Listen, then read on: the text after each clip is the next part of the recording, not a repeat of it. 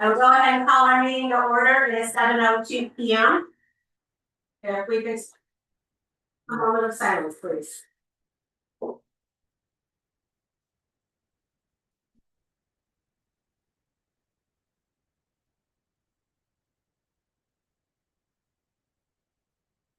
We can stand for the pledge of allegiance.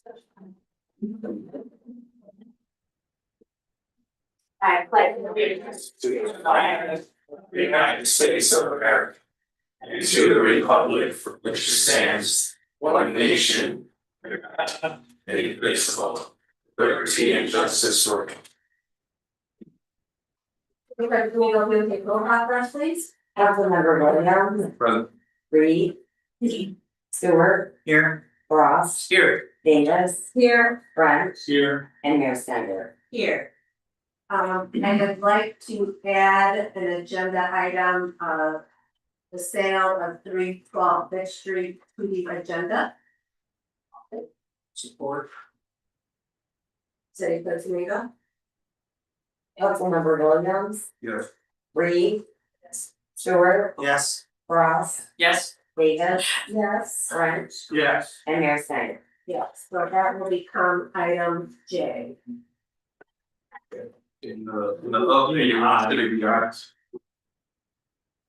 I came out of the original, Oh, did it? yeah. Oh, okay. Right, It wasn't I, they didn't know, we lost. yeah, right.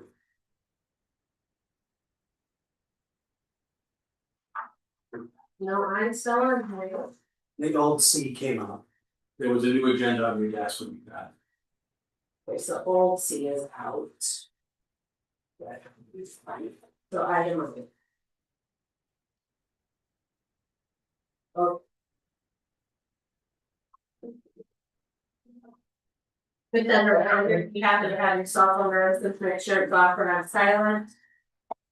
This evening, we're gonna start off with a few presentations. James Newman is in the gallery or online? I'm Zoom, okay. Wonderful, Mr. Newman, I will turn the floor over to you.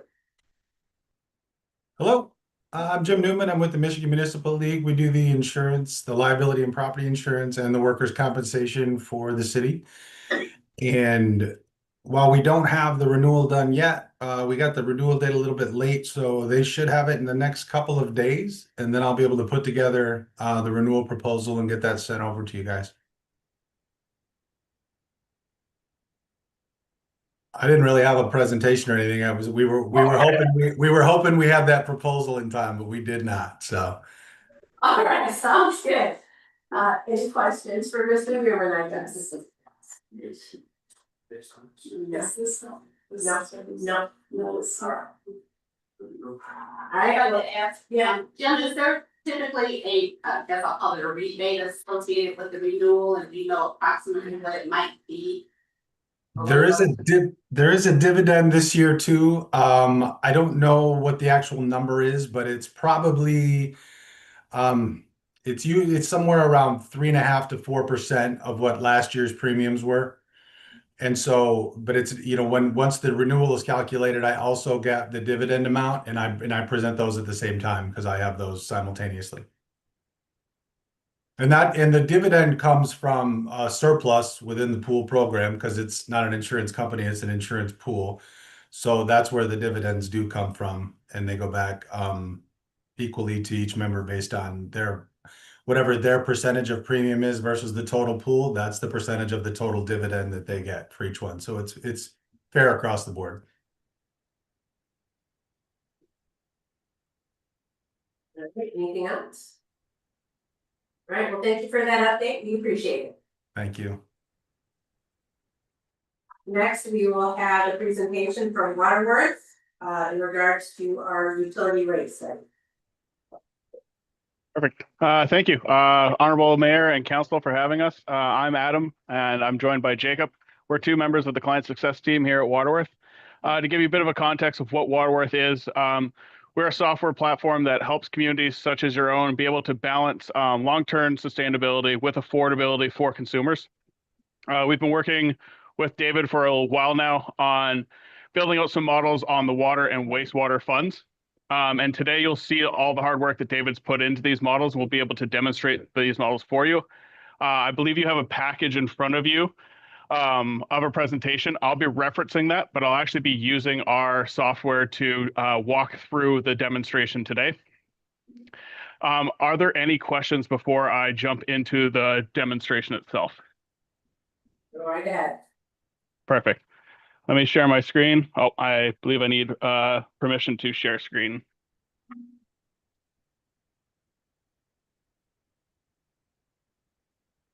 Perfect. Can everyone see this all right? Yes.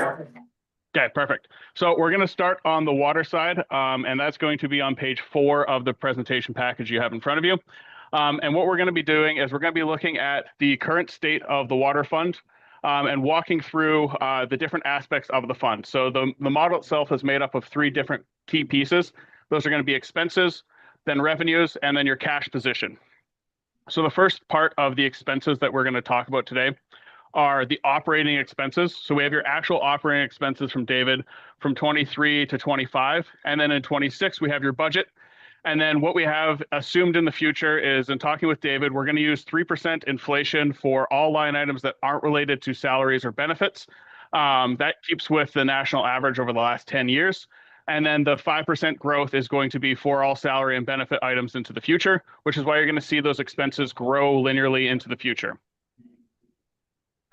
The next piece of the model will be any current debt service. So on the water side, we have a couple of different loans that were taken out over the past couple of years. And that's going to be that blue bar that you see here. And it's going to gradually grow until 27, where we're going to have a steady repayment structure from 27 onwards of $980,000.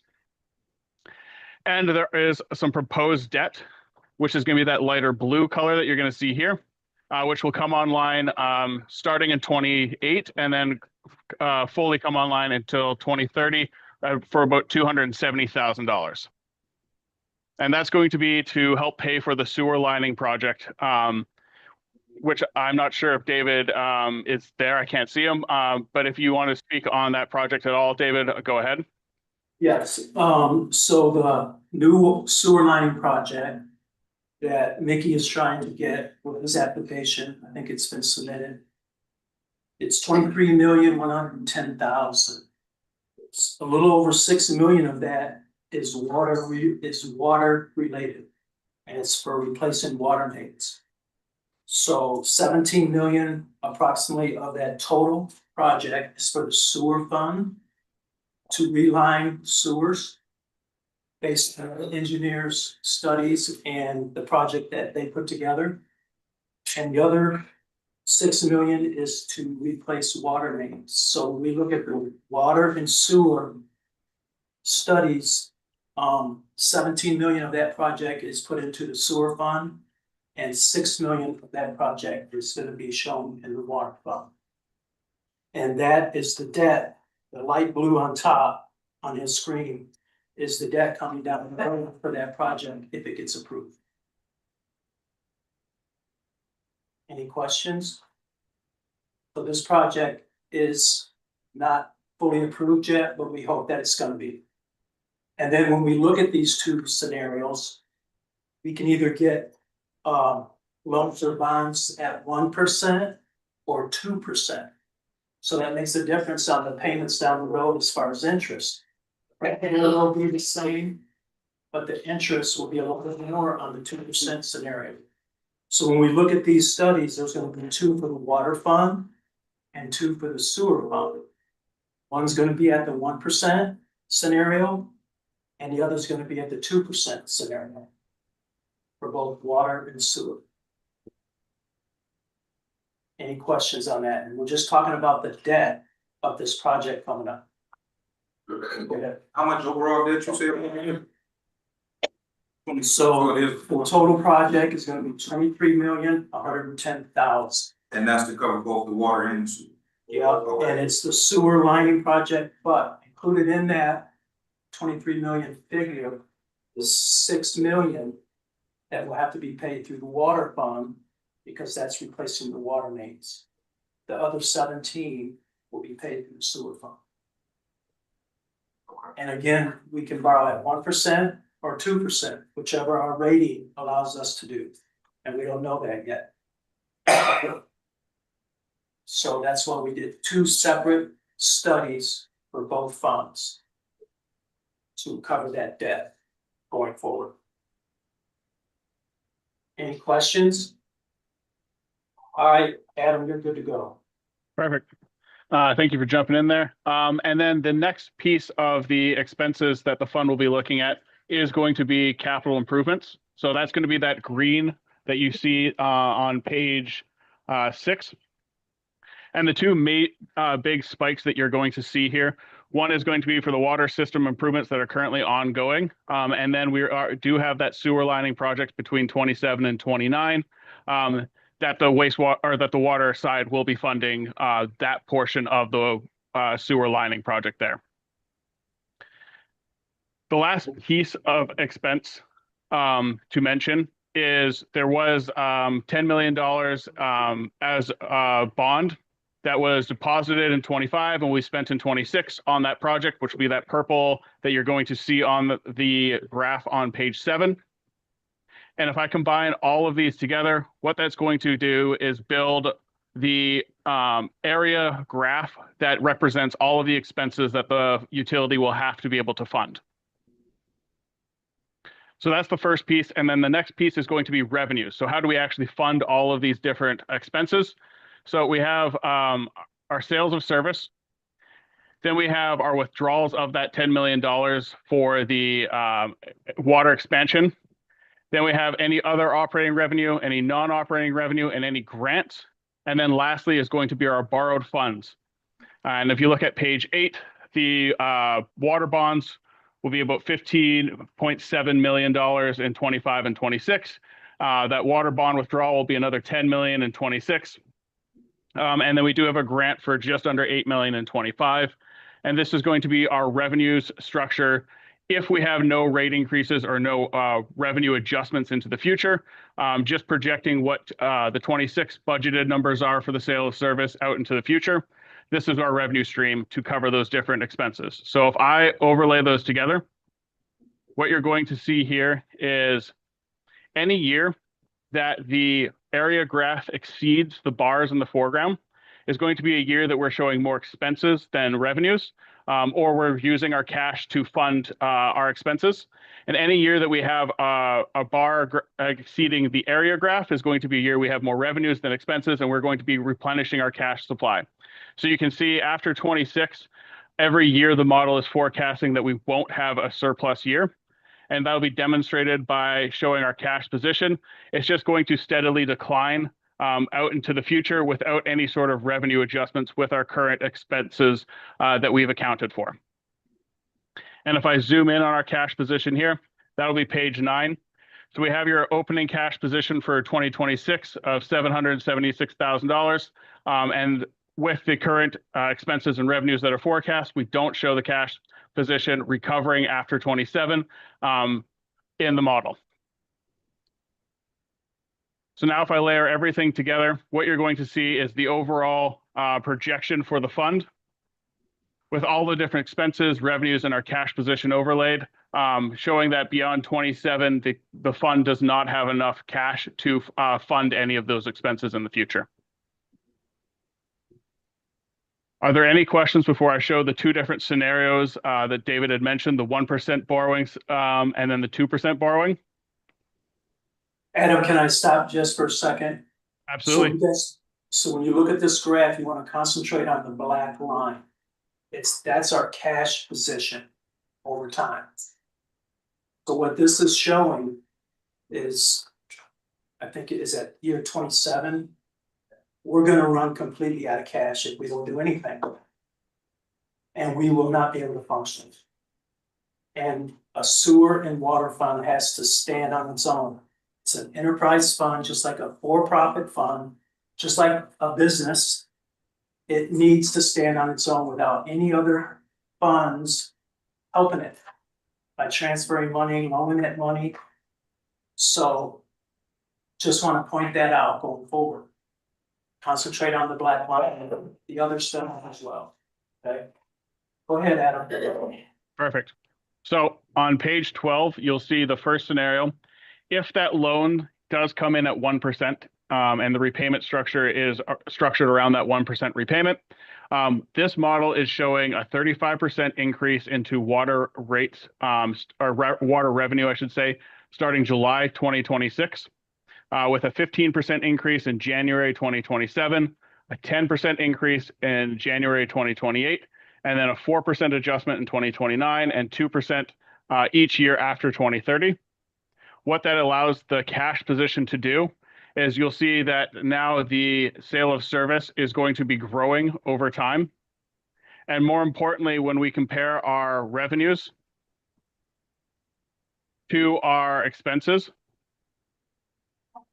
we now are able to have our revenues slightly exceed our operating expenses, and therefore be able to fund our capital plans out into the future.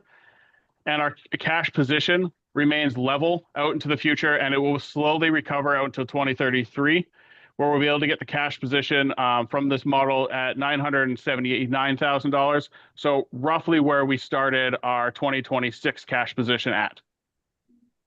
We're on page 12.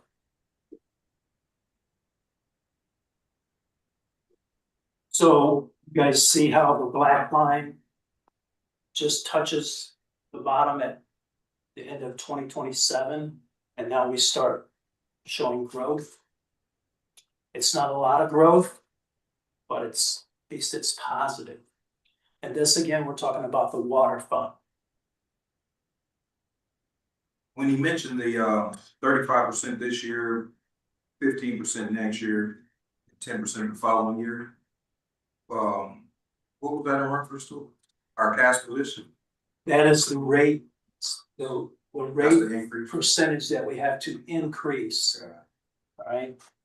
And I think when Mickey was here and he was talking about the sewer lining project, he suggested 60% 1 year for 2027. I didn't like that. That's tough to swallow. So I went to work with my team here and I said, how can we get that 60% and maybe spread it out over 2.5 years instead of all at one time? And this is what we came up with. Go ahead. So you just, it just seems like a huge increase all at once. Did you try scenarios where you spread it out over 5 years? I mean, you got 2%. I mean, what if you went 10% every year for 5 years? Very good question. The problem is, we need cash now. We can't spread this out over 5 years. These funds are gonna run out of money if we don't increase a good amount now. Okay. Yeah. Almost the same question, I think that, so the reason we're doing it in 2026, this is all we don't do it. That's right.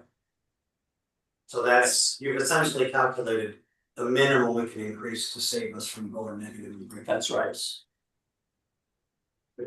Yeah, because when I first saw 35%, that's, even though 66% would have blown us out of the water, and, you know, we were not. Right. 35% seems like a lot, so I think that has to be really explained to the public. In terms of why it does, they didn't say why. They can see it's why. I know, but, See all the roads thing to being keep dug in up in mind. town. yeah, One other thing I would like to mention. There was no increases for 2025. Zero. We increased 13.9% in the sewer fund for 4 straight years. But projects keep coming up.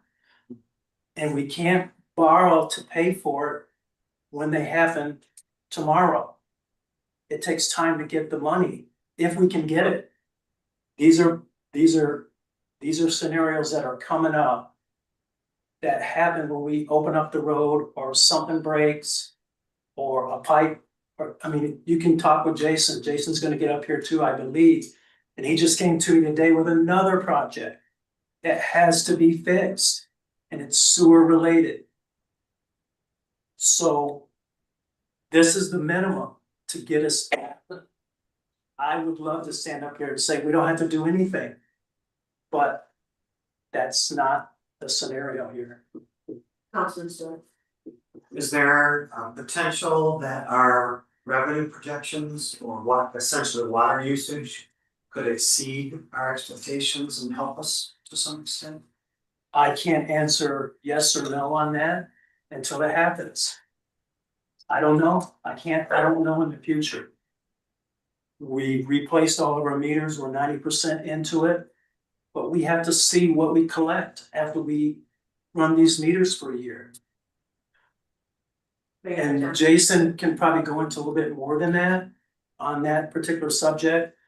But I have to go on what I see now. And what I know for the next 6 months and what's been happening in the past. Mayor John French. Sure, so this is water rates increasing, what about sewer rates? We're gonna get to that. Yeah. This is just going through the water fund in 2 scenarios. Okay? So this again is this is the scenario if we were able to get that project financed at 1%.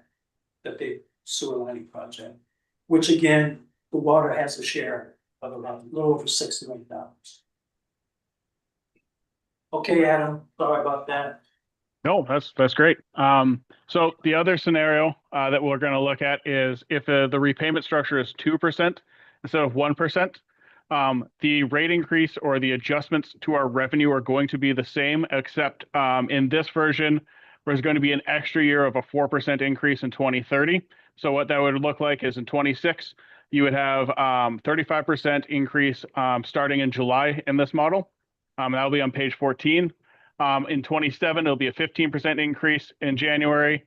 In 28, a 10% increase in January, and then 4% on 29 and 30, and then 2% annually to roughly keep with inflation after 2031. And this is page 14.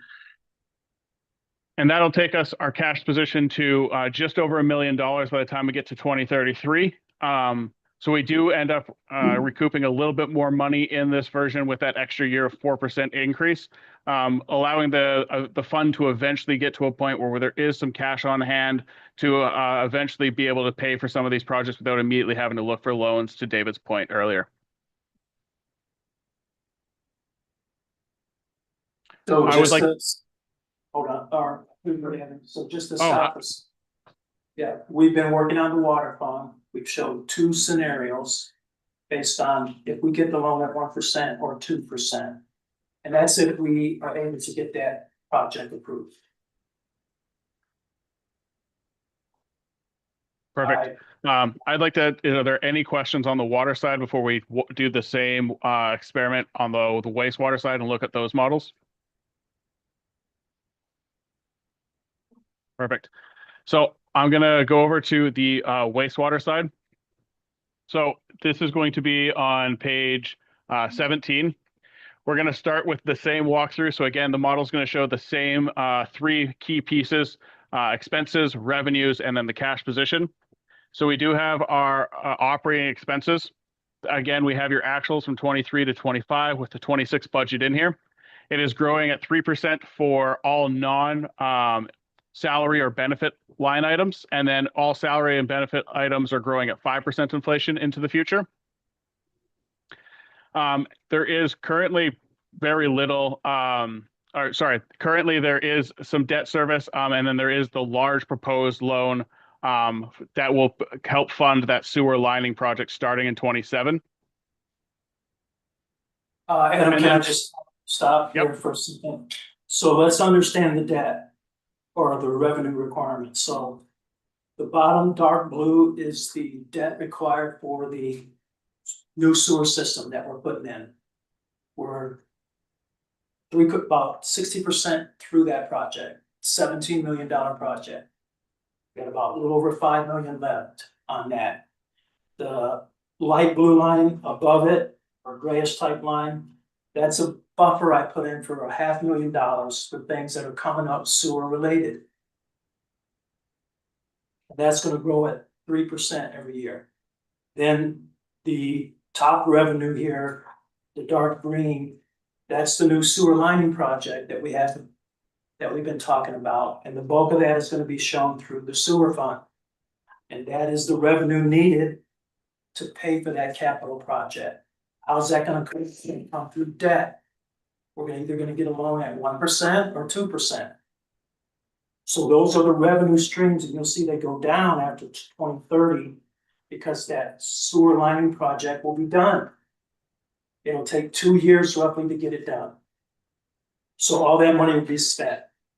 And that's why we have to show that as revenue. We need that money. And it will come through loans or bonds. All right. All right, Adam, sorry about that. No, that's the perfect explanation. This is exactly what we're looking at. These are all of our expenses that the fund must be able to cover through its revenues. So then the next piece will be, again, looking at the revenues. So we have our sales service. We have any non-operating and any borrowed funds. So there are some borrowed funds, especially in the past for the sewer project, and then into the future, some large borrows that are going to be for that lining project itself.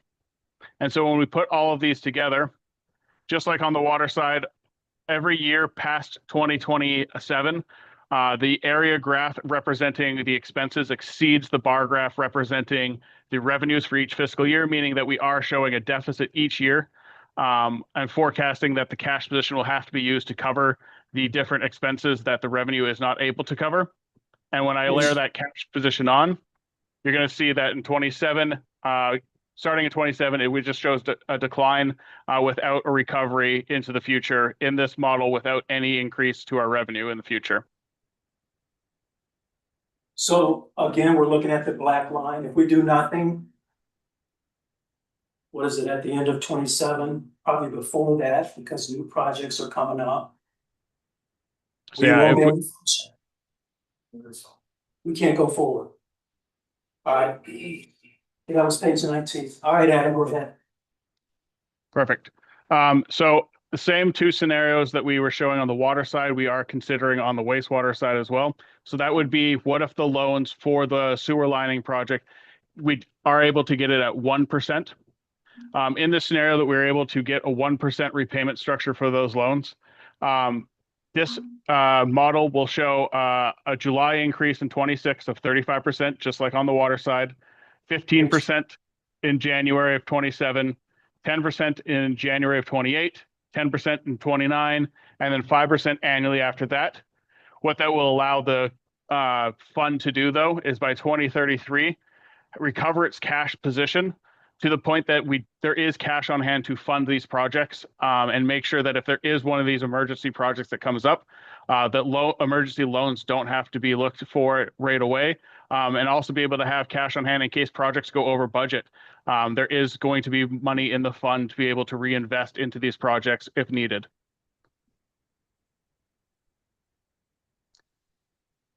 And then the other scenario will be on page 23. This is going to be. Adam, hold on, we have a few questions. Oh, Yeah. yep, go ahead. The only question I had is, probably healthy to think about 3.5 million versus 1, which is what you have for the water side. Right, That the damage and the repairs are gonna be largely sewer rather than water. that's what we've been Yes, seeing. that's what we super. That's right. Thanks. I don't know if he's going to explain the difference, but is there a specific criteria regarding 1% versus 2%? Yes, let me explain that, that's a great question.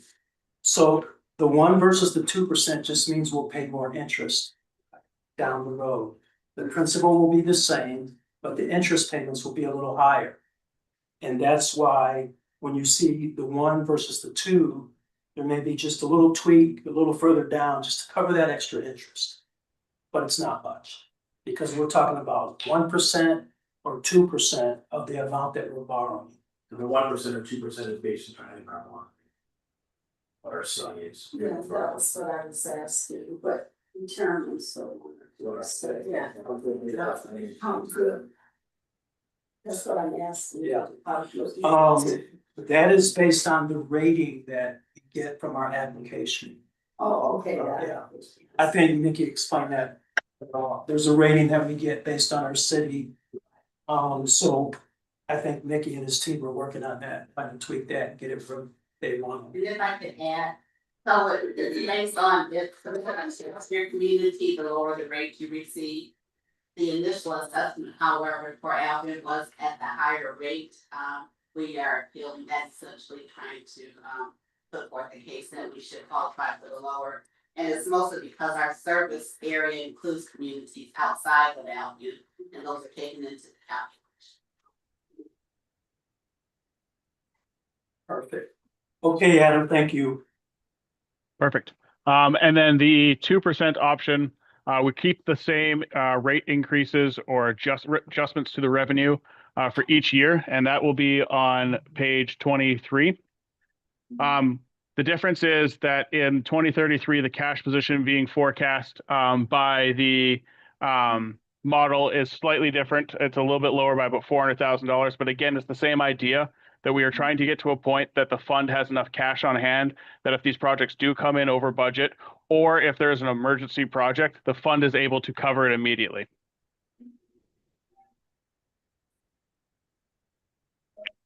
I would like to ask if there are any questions on any of the different models we've looked at for water and wastewater. Are there any questions, comments, concerns?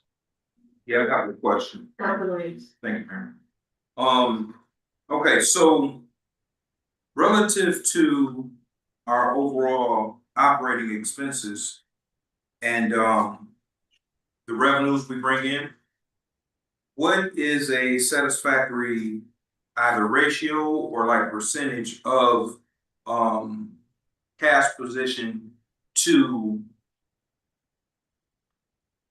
cash flow, I suppose? When Let me see you're Right. Are you asking what is a good cash position to have on hand over Right. time Right, for the sewer and water funds? exactly. Alright, So- and if you wanna take that, if not, I can. What is your experience maybe? Personally, I'm really more of an expert on the tool. Every community is different in what they think is a relatively safe position to have.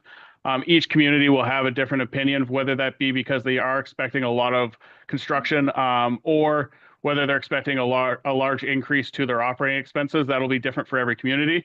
But what I can do is when you guys make that decision on what that number is, there are ways we can help model that in here and make sure that we are achieving that cash position with any of our rate adjustments that we are talking about in the future to make sure that we do leave the funds in a position that they have enough money to be able to sustain themselves. Thank you. Got that. Let me just add to that.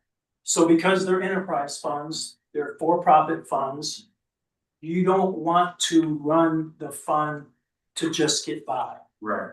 You don't wanna have $200,000-300,000 because a project could come up tomorrow and it could be $250 just or 250,000 just for something simple that I have found, right? Yeah. That I have found out.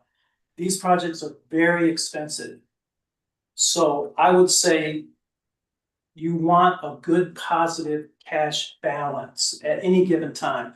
I'm not saying you have to have 5 million, but I would say in these funds, you would want to have over $1 million of liquid cash at any given time in that fund.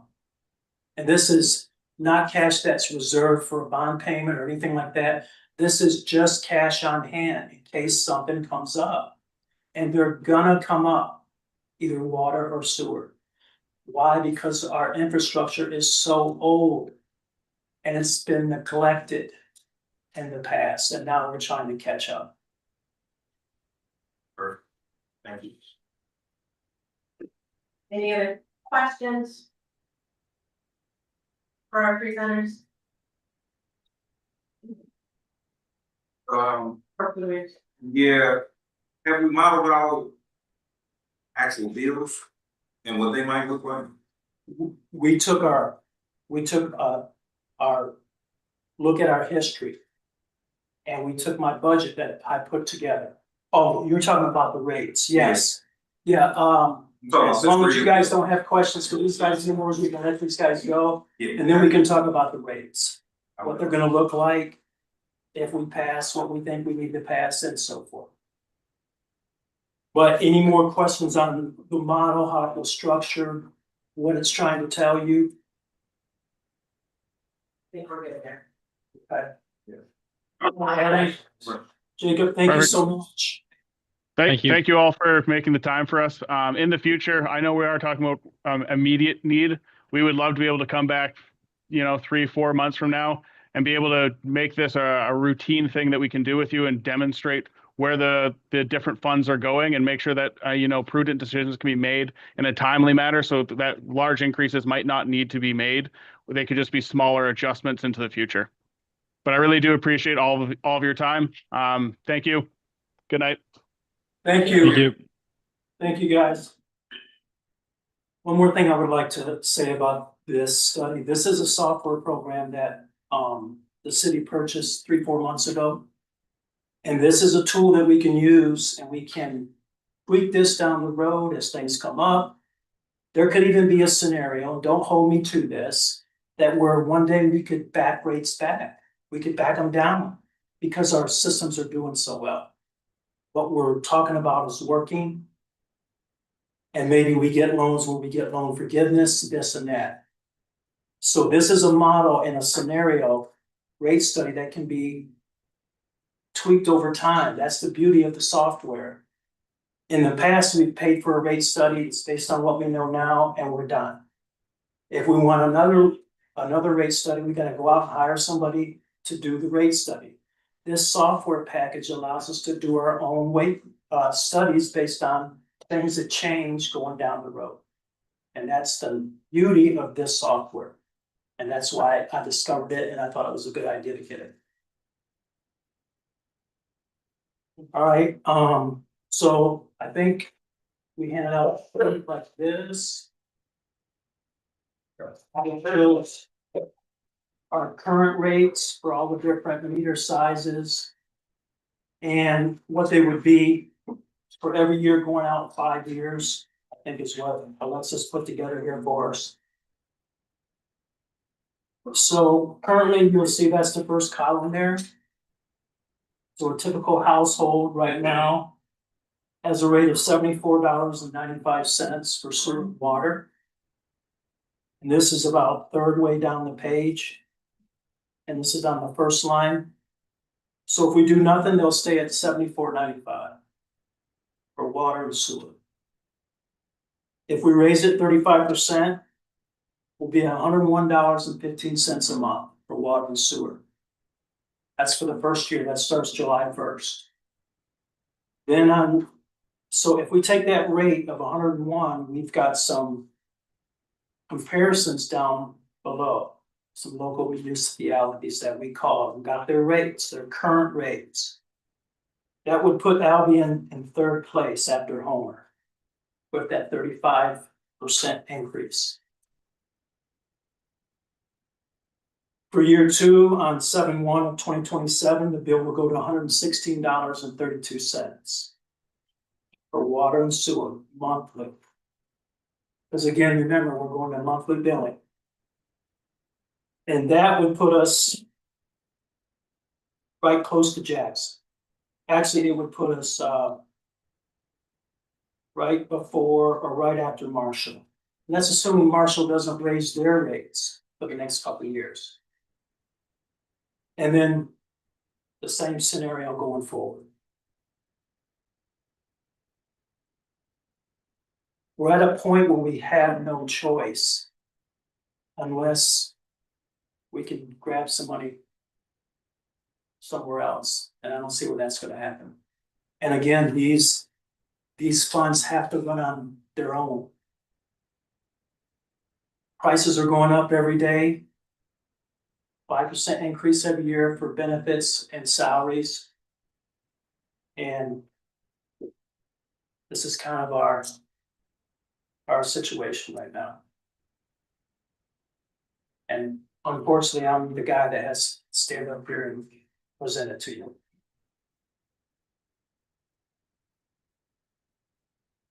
Any questions for Director Clark? We're not taking any action on this. evening.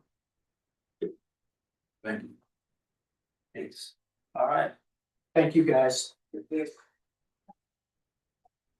David, my name's Colin. Well, Alright, next is our presentation for Mr. Greg Moore from Portland, Virginia. Get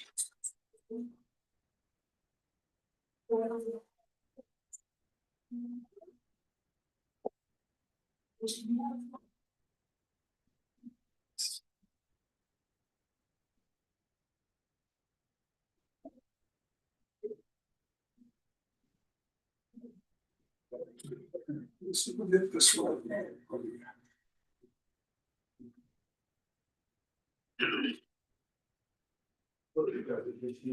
Presentation mode. There's a little screws down at the bottom. There we go.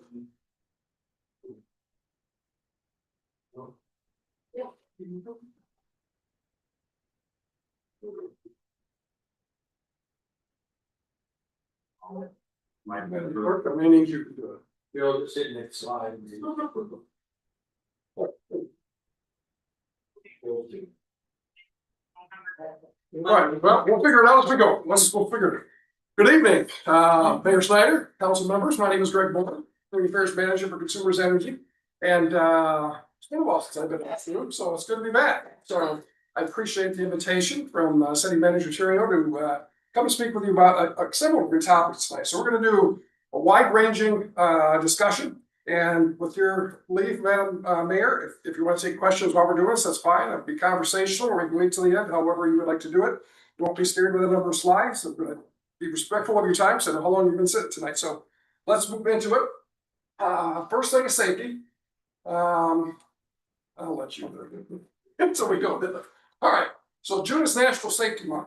And this week we're promoting worker health, specifically mental, physical, and emotional health. So we've spent a lot of time in Consumers Energy focusing on all three of those things, especially this year, the mental health.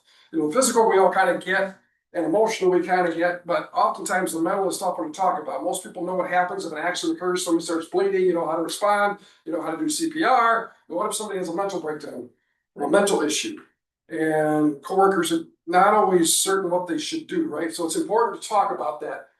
Safety for us, obviously, the line of work that we're in, what we do, the products and services we offer are very dangerous. So safety for us is job one. It's the heart of everything we do. We start every meeting of over 5 people at every job site with a safety tailboard where we run through a whole host of safety related issues, from active shooters to who's going to call 911.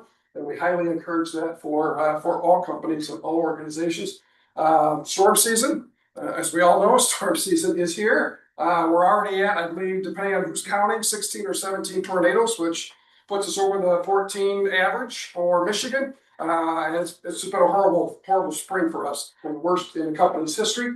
And we'll talk about that a little bit. 25 foot, stay away. from our lines, very, very important, especially for young kids. We've had a couple incidents in the last 12 months of children who have touched lines and we've lost them, unfortunately. And then the generator safety I bring because I almost lost two of my cousins during the last storms in Union City. When they put a generator on back porch, the windows have been blown out by the storms. So they felt it was going to be fine. It wasn't fine. And we almost lost them. So thankfully they're okay and covered and everything is good there. And lastly, construction season, again, misdig. Make sure you call 811 before you dig. Don't care what it is, fence post, mailbox. We've had well companies. If you're doing anything under the surface of the dirt, call 811, save yourself a lot of time, potentially a lot of money, because we are going to charge you if you hit our stuff. Next slide. Lastly, the right tree, right place. The biggest cause of outages, I think you all know this, but if you don't, we'll let you know tonight, it's trees. Trees. And in Michigan, we love our trees, right? We love our trees. And Albion, beautiful tree lined streets, right? I mean, how would you want to get rid of your trees? And of course, when we come in and do the molding of your trees, it's not always the way you might want to look. So always, before you plant a tree, look up. And if you see lines, don't plant a tree that's going to grow up to 40, 50, 60, 70 feet under the power line. No vines, no growing, climbing things on our poles. It encumbers our ability to do work on those poles. And we also have a tree program. So I think Albion has taken advantage of it in the past. This year, the program's up to $200 per tree, for a total of $3,000. You can apply through July 17th. So if you have projects where in the parks along your streets and boulevards where that would be useful, we encourage you to take advantage of that. Next slide. So a little bit about our company.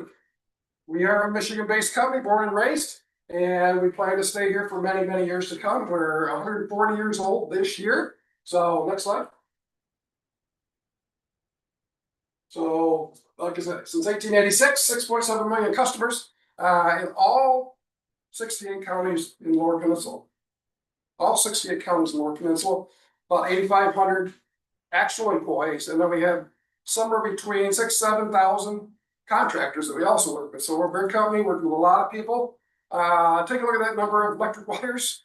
How come it takes longer to put up electric wires and store them? We have 100,000 miles of them, which is 15 times round trip from here to Nome, Alaska, which is the furthest point in Alaska. So 15 times you run back and forth, that's how many lines we have. An additional 30,000 miles of gas pipeline underground. So a lot of infrastructure to take care of and keep track of. And of course, with all that infrastructure, we are one of the state's largest landowners and taxpayers. And on the next slide, you'll see we'll see for Calhoun County, just where we stand. We're number one. We don't always want to be number one in the taxpayer business, but we are. And that's because we're big investors, obviously. And so the other interesting thing about this slide, just beyond the SEV totals, that we have, if you look down to number 21, Hecate Energy, which is the new solar field that's going in on Lee Township, that is going to be sold to us. It's being built for us, but we're not building it. Currently, it's valued at 6.2 million. That number will go up a whole lot, and we'll lob onto our numbers probably next year. But the top 10 taxpayers, I want you to look and see how many of those are energy companies. 7 to 10.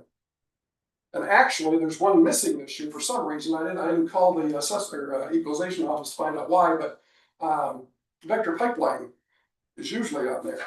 They're in the $34 million range somewhere. So it's normally the top 8 out of 10 taxpayers in Calhoun County are all energy or energy related companies. So we pay a lot of taxes. Next slide. Hometown, not only do we pay a lot of taxes, we do a lot of stuff in the community. I enjoy it. I've done it all my life. I've spent over 35 years working in Albion for different bosses and for myself. I was on the county board, so I enjoy it. I like being here. I like working with people. I like working with the organizations, and we've spent, over $1 million on local nonprofits, $92,000 in Albion. You see some of those things here. We just last year gave Bethel Missionary Baptist Church an EV van, which is to be used not only for their congregation, but for the use of the entire community, which is a terrific resource to have. And of course, we gave away some nice, I don't know how many of you were there to get some steaks. So to see the steak giveaway, those were some nice steaks. Let me tell you, we gave away at the Albion pantry. And then, of course, we've got a beautiful float, we're refurbing it, so we're gonna be doing a tear down this Thursday, but we're gonna have a nice new float with nice new lights to unveil next year, but that's, our guys love taking part in that, so 63,000 customers, in Michigan, 150 employees between the Battle Creek Service Center, the Marshall Training Center, which is where we train all our line workers before they go on the system, and the Albion Tool Hub, which if you don't know about the Albion Tool Hub, is a very interesting facility that has grown from really a demonstration project from an employee's idea about how can we, instead of just throwing out old tools, could we refurbish them or could we recycle them in some way? All of our tools that we either refurbish or reuse or send off to be reused by the company, another company, come to Albion. And as of, I think last year, all of the bucket trucks that come onto our system, all the new trucks that come in, wherever they may end up, they come into Albion first to get all the stickers, the equipment, the safety gear, all the lights get put on in Albion. So it's been quite an investment.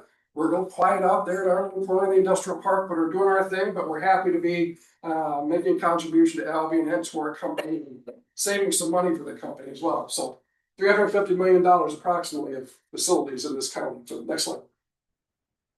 All right, let's talk about reliability. Everybody wants to talk about reliability, as you should. And we are certainly spending a lot of time, effort, and money on it. Next slide. So we have two different things. One is our clean energy plan, which is our name for our integrated resource plan, which is required by state law. We were the first utility to file an integrated resource plan, and we're updating ours this year. As a matter of fact, we're going to file our latest update, our 5-year update, I think this month yet. So basically what it did is, or says that we're going to have 80% of our energy. This is the 21 plan. This is from the 21 statute, based on the 18 energy law, which I helped write with Senator Knopf, and then the new energy law, which was passed in 2023. So we wanted to phase out all of our coal plants, and they would be phased out as I'm standing here in front of you tonight. We would have no coal plants left, but for the Department of Energy and the Trump administration telling us, no, actually, you're going to keep one of them open. And it's still open. So as soon as that order is lifted, which we don't expect until the changeover in the presidency, we will no longer be using coal, but still got one out there. We had planned to have 60% renewable. The new law says 80% renewable, and then we need to increase to 100% clean by 2040. There's a difference between renewable and clean. We don't have time to get into that, but if you're interested, you can give me a call. I'll talk you all through it. And then, of course, increases in energy storage, which is a goal, not really a mandate, but the state wants to see it. So they want to see 2,500 megawatts, and that means battery storage. So bottom line for all of you, why are all these being built? Calhoun County is number 1 in solar in the state of Michigan, number 1, for a lot of different reasons. But we have the assets and the resources in this county, partially. And we're going to have another big line coming into the state right up through this county, which will be another huge benefit to us and to the state. But it's also going to get a lot of people looking at this area. So the batteries are what's probably going to be coming next, because that is the next part of the plan that we're required to do. So next slide. So our reliability roadmap is our annual presentation to Public Service Commission about how we're going to maintain reliability, how we're going to get to the bottom line of accomplishing the goals that we set, and how we're going to pay for it. So as you can see here, our top goals, and these were stretch goals that our CEO laid out for us. And when they were first announced 2 years ago, there was kind of a ripple through the company, like, how are we going to accomplish this? This is really aggressive. So all customers have power restored within 24 hours, no matter what the weather. Most companies discount storms. We said, after customers told us, hey, we just want our power out. We said, you know what, you're right. It shouldn't matter whether it's daylight or night like tonight, or whether it's pitch black and raining, like crazy, or thunderbolts or tornadoes. We want your power back out in 24 hours. And then no single outage will affect more than 100,000 customers. And that's going to be done by hardening the system, making it more resilient and stronger with stronger equipment. How are we going to do it? Well, like I told you, trees are number 1, right? We have to trim trees. We have to trim trees. If we don't, we're never going to solve this problem. So as we send out those little flyers or hang the little cards on your door and say, we're going to be coming through, cutting your tree, please don't scream at us. Please don't scream at our foresters. If you wanna call me, that's fine, I can take it, but there's a reason why we're doing it, it's to make sure we keep your power on, so. Infrastructure upgrades, lots of new equipment, it's one thing to just replace a pole with a pole, same pole. It's a whole other thing to replace a pole with a larger pole, thicker pole, heavier wire, stronger connectors, all those types of things. Automatic transfers, so this is when the tree branch comes down on a limb normally, under the old system, it would come down and take your power out, boom, just gone. Until somebody comes out, checks it, and resets it. Under the transfer reclosers, what happens, the tree branch comes down, system momentarily blinks, the recloser says, all right, let's try that again. And let it happen one more time, second time blinks, turns it back on, and the third time, it's like, all right, we got a problem. And it shuts the system down to prevent damage. So those are the types of things, and also the ATR loops will help us reroute power automatically without having to have someone come out and start doing it at the substation. So it's gonna cut down on time and help us get people up faster than ever before. Undergrounding, people ask me all the time, how come you guys aren't doing more undergrounding? You should push stuff underground. You know, most new subdivisions we do, it's just standard practice now. But it's expensive. We're working to get the cost down, but you can imagine with everything that's underground, you can't just go out and start cutting it and, you know, not paying attention to the sewer and water lines you're talking about, the fiber lines and all kinds of other things that are under there. So we gotta be very careful. We're doing pilots all over the state to try to show the Public Service Commission that yes, we can do this and we can do it in a cost-effective manner so that it doesn't absolutely crush rates. So $1 billion through 2028 every year we're gonna spend, and so that money has to come obviously from somewhere. So what have we done so far? Next slide, please. This is 25, what we did. A lot of projects, 32,000 new utility poles. 26,000 miles of lines that we just inspected to say, hey, what's going on? Do we need to, you know, update these lines? Do we need to update the pole? What do we need to do? 8,000 miles, most on our system ever that we have cleared. I mean, think about that. 8,000 miles of trees that have been trimmed. Now, any of you trimmed trees before, like big trees, not little, you know, sculptural bonsai trees. I'm talking 60, 70 foot, 80-foot trees. They take a while. And then you got to clean up afterwards. We don't have time to talk about that either, but if you want to talk about cleaning up a tree debris, I'll be happy to do that as well. Then the reclosers and ATR loops, we're making good progress there, but that's some pretty high-tech equipment. It's costly, so we're trying to be respectful of your dollars and do those where they make the most sense. Next slide. All right, what are we doing in Calhoun County? That's what we want to know. That's all great, Greg. We do all this stuff over the state of Michigan. What are we doing here? Well, you can see the step up this year. $20 million additional in spending that we're going to do, a lot of it on our high voltage system. It brings the high voltage from the ITC backbone, the super highway of transmission down to our system, and then our system takes it to the low voltage system through our substation. So we're starting to do more substation work in this county. A lot of them are pretty good, but we are making some investments. And then our low voltage system is getting quite a bit of attention this year as well. So I'm very happy that I'm very parochial, right? I want the money coming back into my community. This is coming back into my community and into our community. So love to see this. Next slide. And of the money that's being spent, and we'll talk about rates in just a moment, 75 cents of every dollar we are promising and pledging to you is going straight into the grid. And all those things I just talked about, 75 cents of every dollar is going into those things. So we'd like to see even get a little higher, but for now, that's where we are. All right, let's talk about affordability, which everybody, I mean, it's the number one thing in our customers' minds, no question about it. We do a little survey that we're going to talk about at the end, and this is what comes up number one every single time. Next slide. Now, people talk about, hey, your rates are high, your rates are high, my rates are high. You know what? They are. I'm not gonna lie, right? You can look it up. This isn't secret CE data. This comes straight from the federal government. So you see where we're down here in fourth quartile. Never want to be fourth quartile. Fourth quartile is not a place you want to be. And we're not proud of that. We're working on it. But there's a reason why. We're going to talk about that in just a second. Because I think once we leave tonight, you're going to probably know more about rates and bills and how the system works than probably 90% of the people in Michigan. So I think this is important for you to understand or start to understand. So here's where our rates are higher than. How many of you can tell me what your rate is? Anybody? Anybody behind me? No. But I bet you can tell me what, pretty close, what you pay, right? So let's go to the next slide. So our rates are driven, think about when you go into Sam's Club or Costco or anywhere you buy things in bulk. When you buy 80 rolls of toilet paper, you expect each roll of toilet paper to be less than if you bought 4 rolls, right? Just buying a quantity should cost less. Well, same is true here. We sell by the kilowatt hour, whether it's to you or to it's a big business, we sell by the kilowatt. In Michigan, because number one, because a lot of you are doing a great job at saving energy, and we got all of our programs, you've been using them, and you've been cutting your use. Another reason is because we as a state lost a lot of our industrial load, right? Over the years, over the last 3 decades, we've lost a lot of industrial load in the state. You know as well as anybody in the city how much load has been lost, all right? That affects rates because you're spreading, just like your sewer bills you just touched, sewer rates, water rates. The more the cost or the fewer the people, the higher the rate.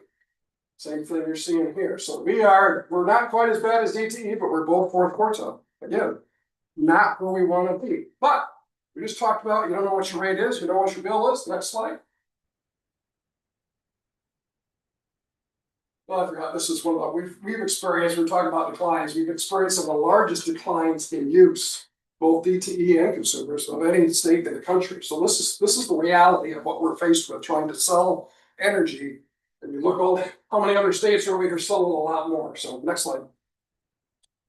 Meanwhile, we have increased, even though we're going up, and everybody knows we're going up because it shows up on the front page of every paper and every social media post, we're increasing at a much smaller rate or slower rate than virtually every other state in the union.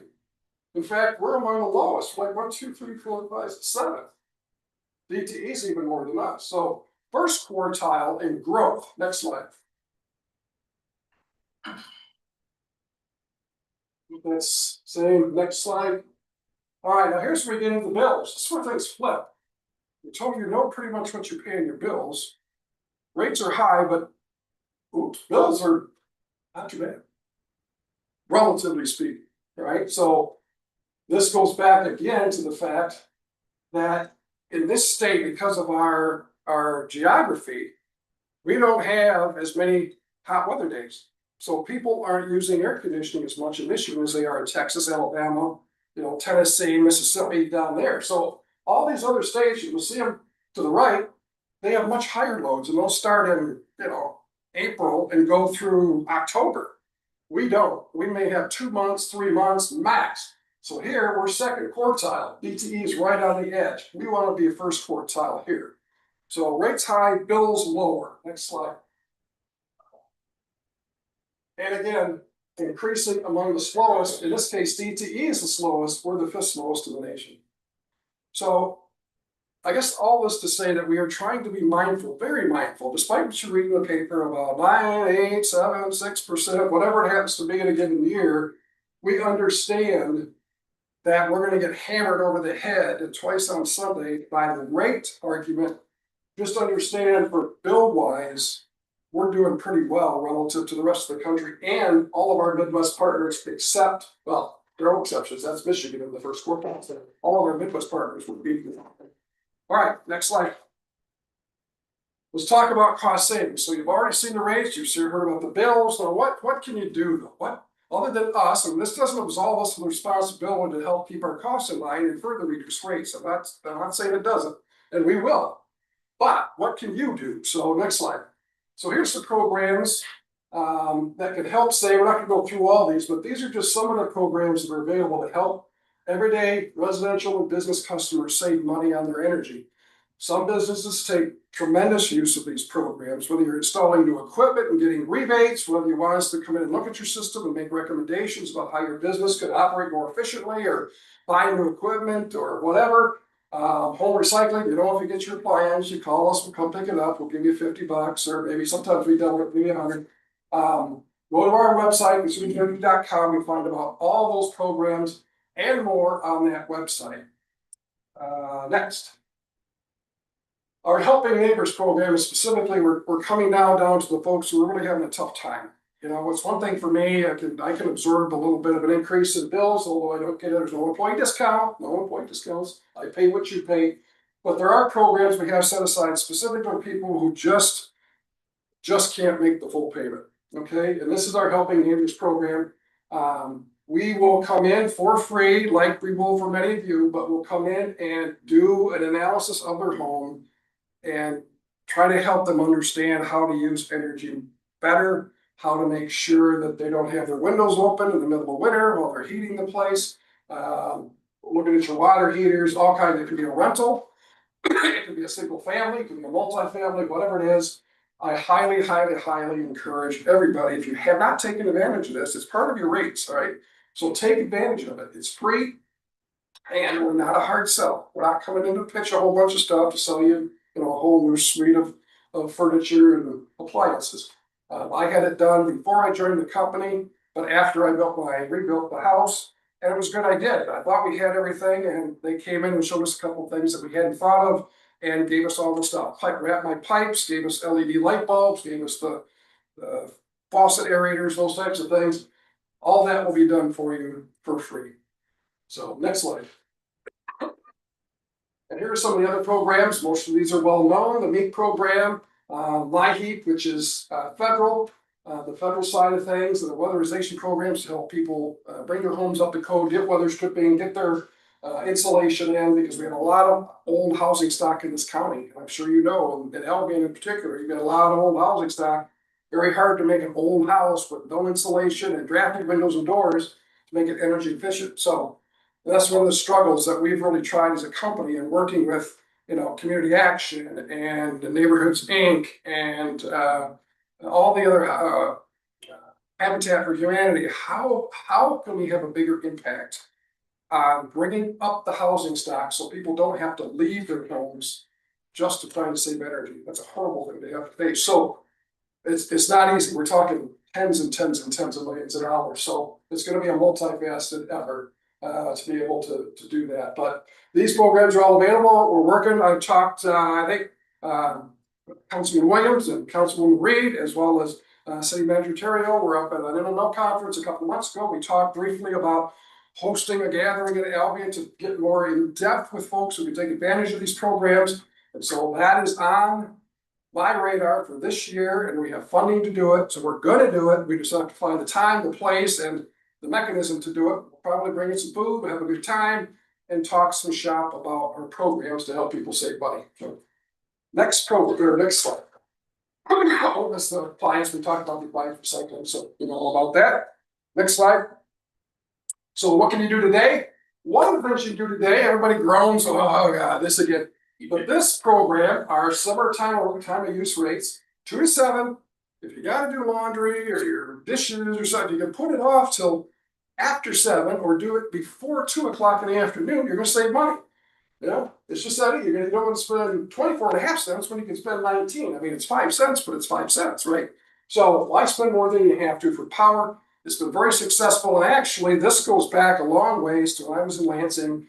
And when we got started rolling out smart meters, the legislature was very clear that they wanted customers to be able to take advantage of those smart meters by getting proper pricing signals so they could make decisions for themselves about when and how to use energy. Otherwise, why do smart meters? They're just, as well leave the dumb meter in.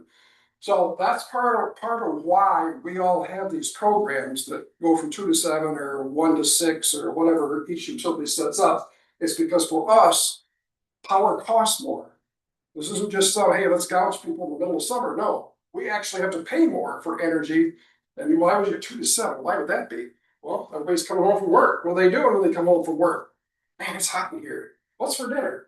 You know, flip on the microwave, flip on the TVs, flip on the air conditioning, you know, flip on the, the dog cooling machine, whatever it is. Everybody's turning on every device, plugging in your phone chargers.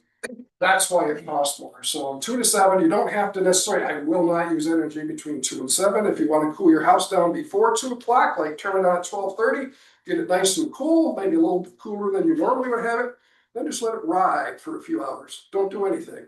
If it starts to get a little warm, turn it back on. It will still save multiple hours and not be paying the full 24.5 cents. All right, next slide. Let's get into something fun. Data centers. City manager asked me to talk about this, and you know, we're front and center in this because we're the ones responsible for providing the power. We don't have a choice. If a customer comes into the state and needs, wants power, we are obligated to provide it. So we're not well, or we don't want to turn down anybody. Car dealerships, apartment complexes, battery center, data center, whatever it happens to be. Next slide. So there's some very real potential for data centers to help us. Why do I say that? Well, of course you'd say that, you're a utility. But folks, let me understand, go back to the conversation we just had about why our rates are high. Go back to the conversation you were having before I came up here about water and sewer rates. What's gonna help get water and sewer rates down? The quickest and the most. A big user to come in and pay a lot of money into the system that an individual could never possibly do. Well, the same is true with data center. It's the one way we can bring load, those kilowatt hours onto our system in one fell swoop. It helps not only with the cost, which spreads it out, it also helps with other things because they pay the full cost of coming. So any updates required to substations, any updates required to transmission systems, any updates required to other parts of our system, they pay for it. But we all benefit from it. Unlike the way things work now for most businesses, they pay a portion of it, then we kind of socialize the cost. So that's part of it, and we are one of the first states in the United States to have a very tough piece of legislation that makes sure that's going to happen. We were the first utility to file a tariff under that law. We're very proud of that. So these data centers, regardless of size, have to jump through a myriad of hoops before they're ever going to think about coming online. And they have to pay us a pretty big down payment to start looking into things before we ever lift a pencil. So that never makes it out into the public or into the social media conversation because everybody's just too busy yelling at each other. I mean, you got to stop it. All right. You don't have to love data centers. You don't have to hate data centers. But let's have a conversation because in some communities, it can mean the difference between a balanced budget and a gigantic budget deficit. In other communities, like, we don't want it. We don't need it. Right. We're doing fine. We don't need it. And that's fine. The two big questions you're going to ask: do we have the power? That's not, you don't zone for that. We take care of that. Next question is the water use, right? You either have it or you don't have it. So once those two things are decided or discussed, then there's a whole host of other things that should already be in your zoning ordinance, frankly, in some way, shape, manner, or form. So next slide.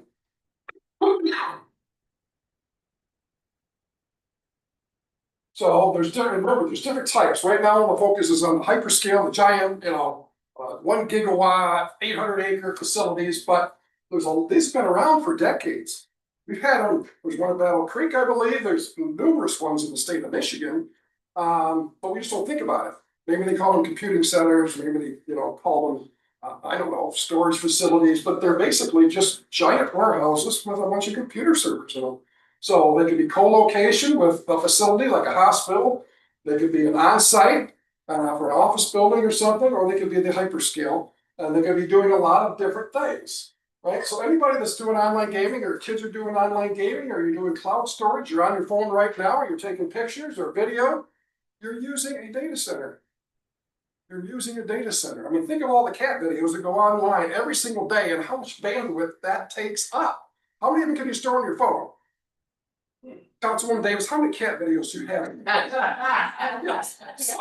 I won't out you, but every day, folks, it's going online. So more and more and more storage is just growing exponentially. Then of course you add AI in there, and that's a whole other end. So all these different types of things, all these different types of uses, and not every community is going to get hyperscale. Actually, very few communities are going to get hyperscale, right? So now we don't have to have that conversation in every community. Next slide.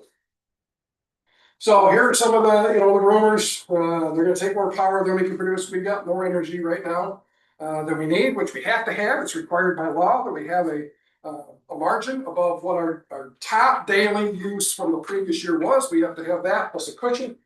We can support these. Do not worry about that. If we need more energy before they come and flip the switch, we will have a new facility online for them, and they will be building it. Negatively affect reliability, we just talked about that. Actually, it's the opposite. They're gonna help with reliability. And then infrastructure costs are gonna be hitting all of your bills. No, they're not. They're by law going to be paying their own way for infrastructure costs. So, I know that out there for people watching, whoever, well, he's from a utility, he's obviously gonna say that. Folks, you can do your own research. You don't have to rely on me, and please don't rely just on me. Go out and start looking at these things. Go out, read the state statutes, look at the MPSC. They have this information too. It's not something that's, cooked up by Greg Moore in a, back room somewhere. This is information I'm bringing to you from the state of Michigan and from the laws that have been passed. So, next slide. Whoops, back, go other way. Or is that the same one? No, maybe it was, my apologies. So, we're gonna skip this one. Basically what we already covered.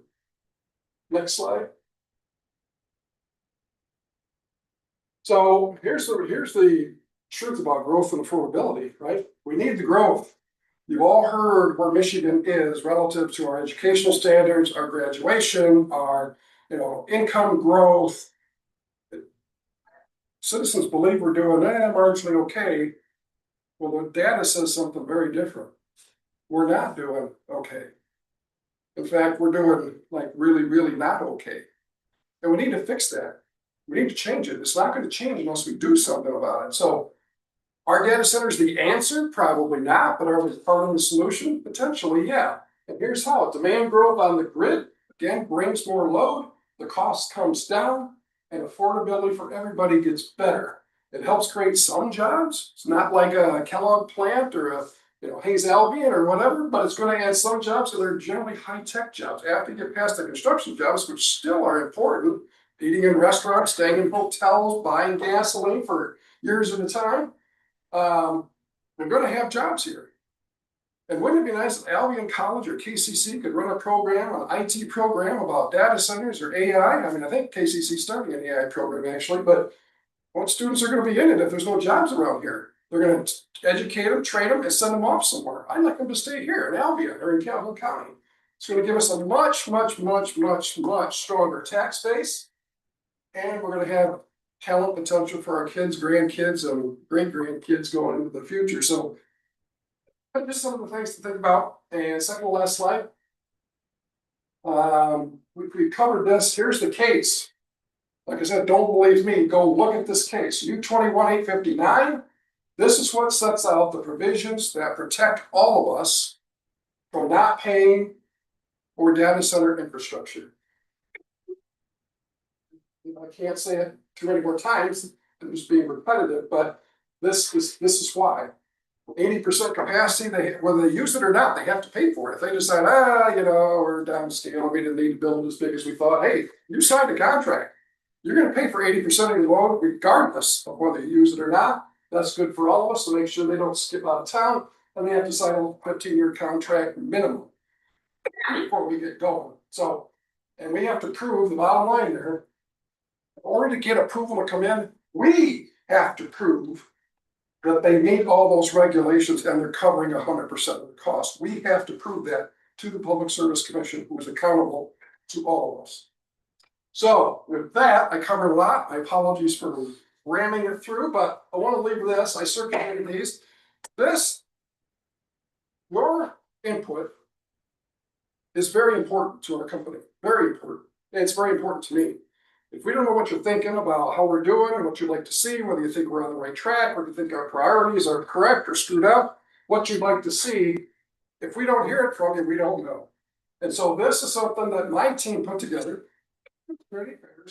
And I know people think, oh, it's not going to matter. Nobody's going to see it anyways. Well, I will tell you who's going to see this. It's going to be me. Right, Councilwoman Reed as well. Oh, thank you. Okay. So I'm going to see this. I will see every response that comes in. I won't know who it's from. The only thing it identifies is county and zip code. So if you put something in there like, hey, we need tree trimming, I'll know it came from this zip code or an adjacent one. I just don't know who sent it. So I'll go to our forestry people and say, hey, I got a response from, I think we need to take a look at some tree trimming. But other than that, it's completely anonymous.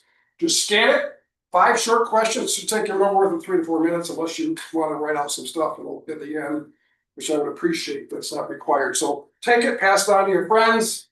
It's really gonna help us. I see it, and I pass it on to the team, and it goes up to our executive vice president and senior vice president, so it will get noticed. I just reported on the April and May data this morning. And people were like, wow, that's really good stuff. I said, it is really good stuff, so that's why we need your participation. So with that, last slide, just for fun.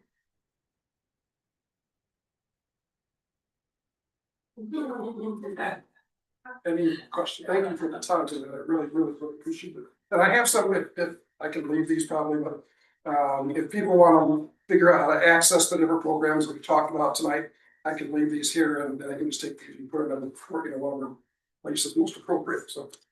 Any questions for Mr. Moore? Thank you for all. I overwhelmed you, I'm sorry. Thank you. Thank you, Rick. Public comment, if there's anybody in the gallery that would like to stand and address the council with regards to an agenda item, you may do so at the time, what's your name and address, there's 3 minutes is yours.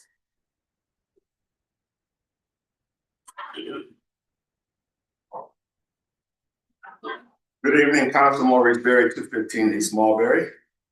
I'm contracted by Substance Abuse Prevention Services, and I'm here to talk about the program that's on the agenda tonight. Music in the Park, which is a project of Safe Neighborhoods. Our agency took this initiative a few years ago because we had some shootings at Holland Park, and we wanted to change the face of the park. And so I picked this initiative up as a continuance of a program that Larry Williams started when he was head of recreation. I got his approval for it, and for the last 3 years, it's been a very successful program, well attended, cross-generational, so it's old and young alike, black and white, all races. They come out, we have music, we do activities. Painting in the Park was a big success last year. We did horseshoes. I'm actually trying to find somebody that wants to teach kids to play pickleball. Never heard of it, but I'm gonna try to utilize that part in the park. And it's just an overall well-received event that we do for 10 weeks every year, from the week after the 4th of July to the week of or the week before our festival. Any questions about the program? Well, with that, I'll say goodnight. Thank you. Anybody else practicing in our council with regards to an agenda item?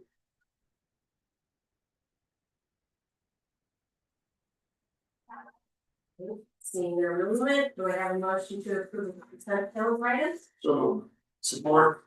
Now, in your packet, we have June 1st regular session minutes.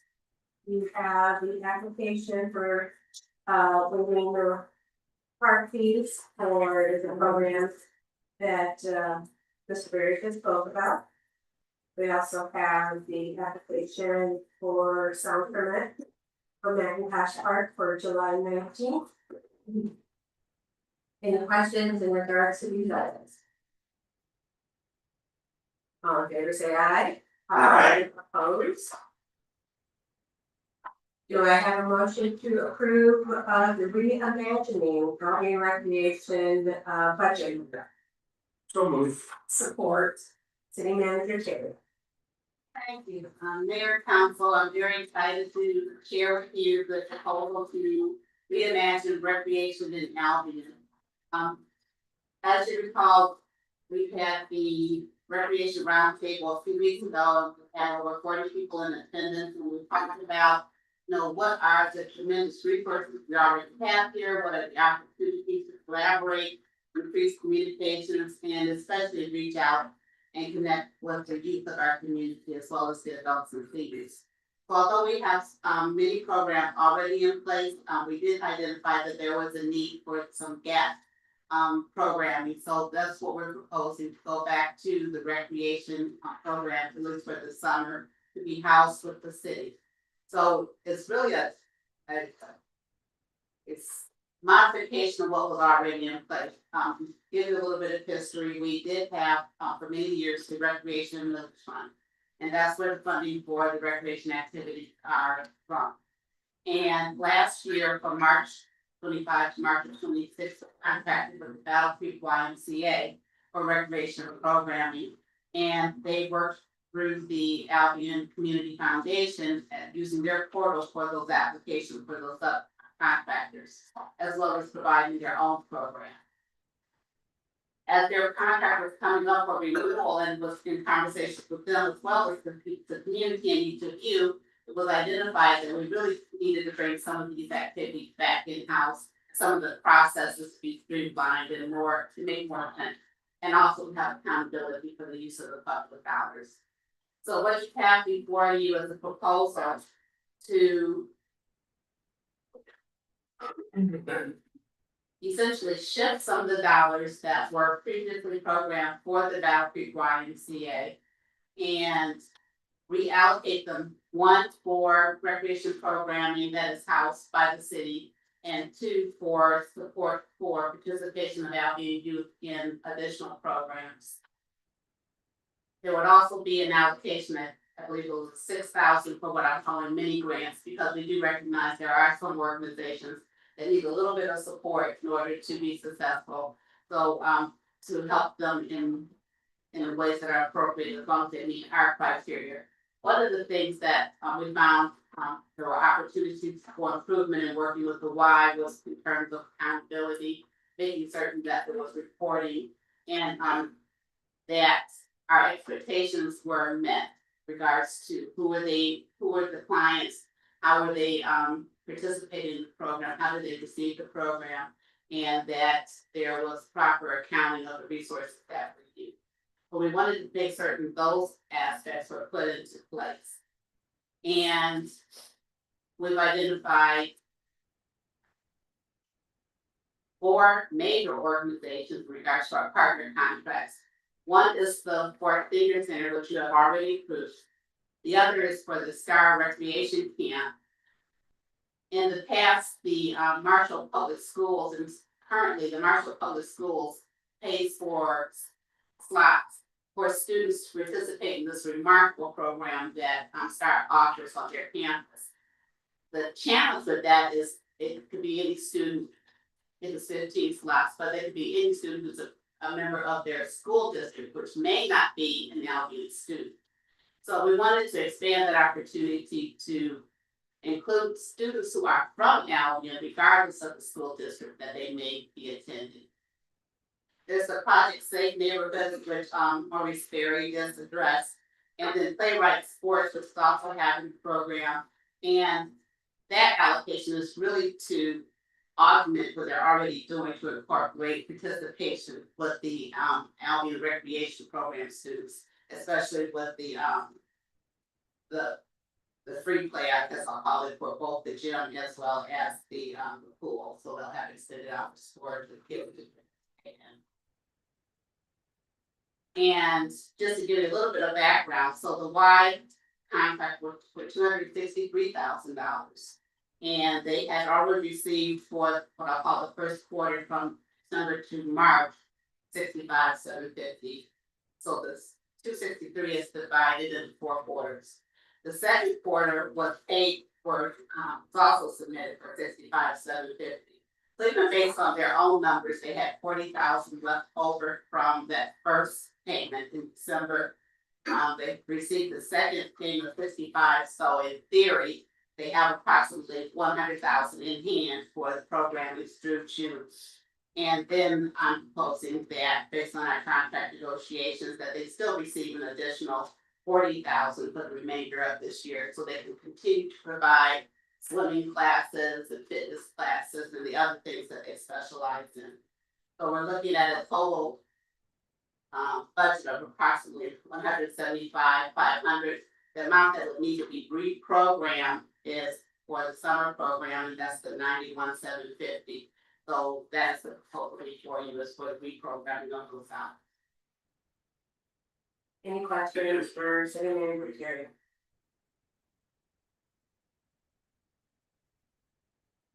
Okay. City Clerk Domingo. Councilmember Williams, Yes. Reed, Yes. Stewart, Yes. Frost, Yes. Davis, Yes. French, Yes. and Mayor Snyder. Yes. Do I have a motion to approve property access agreement for 110 North Front Street? So move. Support. Attorney Harkins. The land.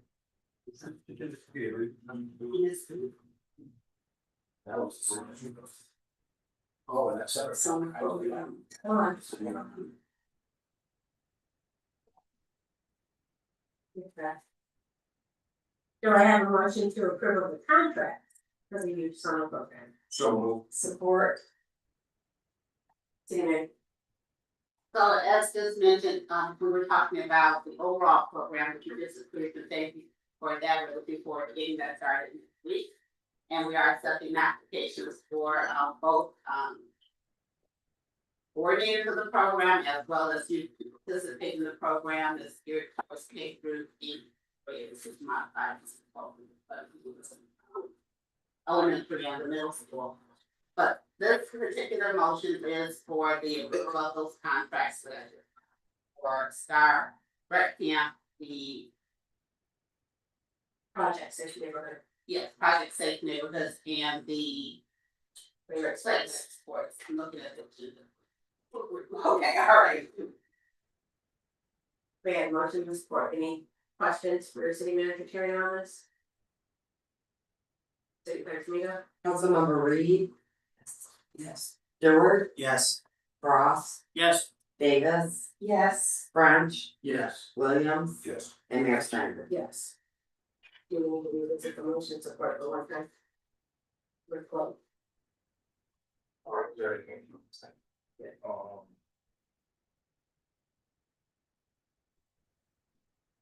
So Attorney Harkins, you wanna do this one? Sure, so, the land bank is gonna be doing work on, 203 Superior Street. And they requested permission to store equipment and materials on a city-owned lot at 110 North Clinton. So this is just an agreement to give them access and basically permission to do that. It's gonna run from approximately, June 1st to August 30th.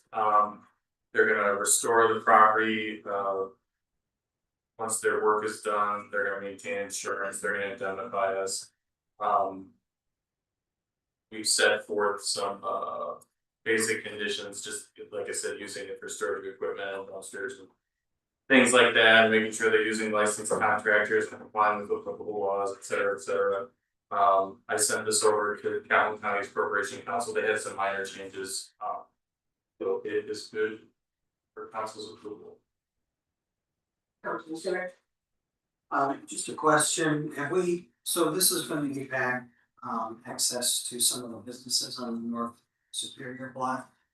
Have we had a chance to, talk with them as far as the setup goes, it's gonna restrict access on the backside?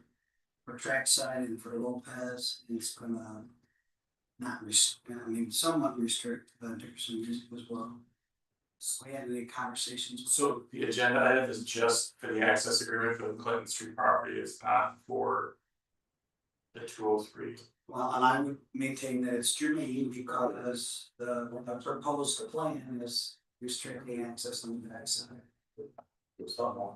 Just wondering if we've had a conversation, was there any concern for these? We've been having conversations with the land bank in regards to the access from the rear. And there's ongoing negotiations in regards to that. One of the things that we want to do is remove the fence so that their equipment is able to get closer to that site.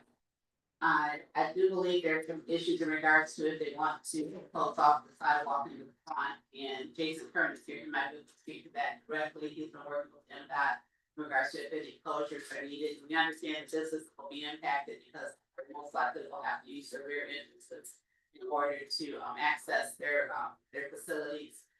And I've also put in a work order so that we can do a little bit of patching in that parking lot, so it's not so much of a hazard for pedestrians that have to go through there. But did you have some specific concern? Yes, so, and I don't mind tabling this as long as you're comfortable that we can accomplish it. We need to do changes so that there can be access, but in the way it's laid out, it doesn't appear that there's really any access to Lopez or Trackside with the layout that's demonstrated. Is that's something that we can negotiate, so there can be a, I wanna say it's not an egress, but whatever the opposite of egress is, a way to get in. On the backside. That's gonna especially be important for Post Mountain Front.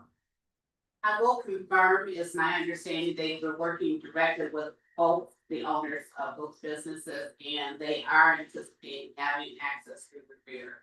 So it may not be reflected in this map, but I will definitely confirm that, they are able to do that, that's critical. And I will say, I did speak to the owners about the fence, and no one has an issue with that fence.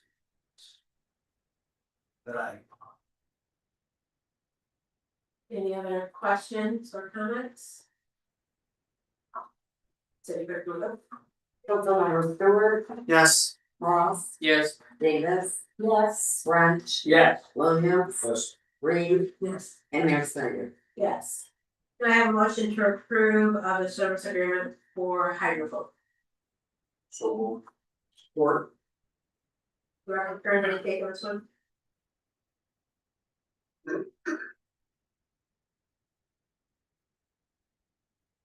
Good evening, council. This is a renewal of a contract we've had with HydroCorp for several years. What they are is a private firm that does all of our cross connections, which they monitor up to 1,200 homes to make sure that there's nothing that would go back into our drinking water system, someone's house or a connection that could be in their plumbing. And then they fill out all the reporting and send to the state on our behalf. A lot of communities use HydroCorp and other community businesses just like that. So we've had a really good working relationship with HydroCorp for quite a while now. Any questions for Director Kern or our city manager? City Clerk Doyle? Thank you. Councilmember Frost, Yes. Davis, Yes. French, Yes. Williams, Yes.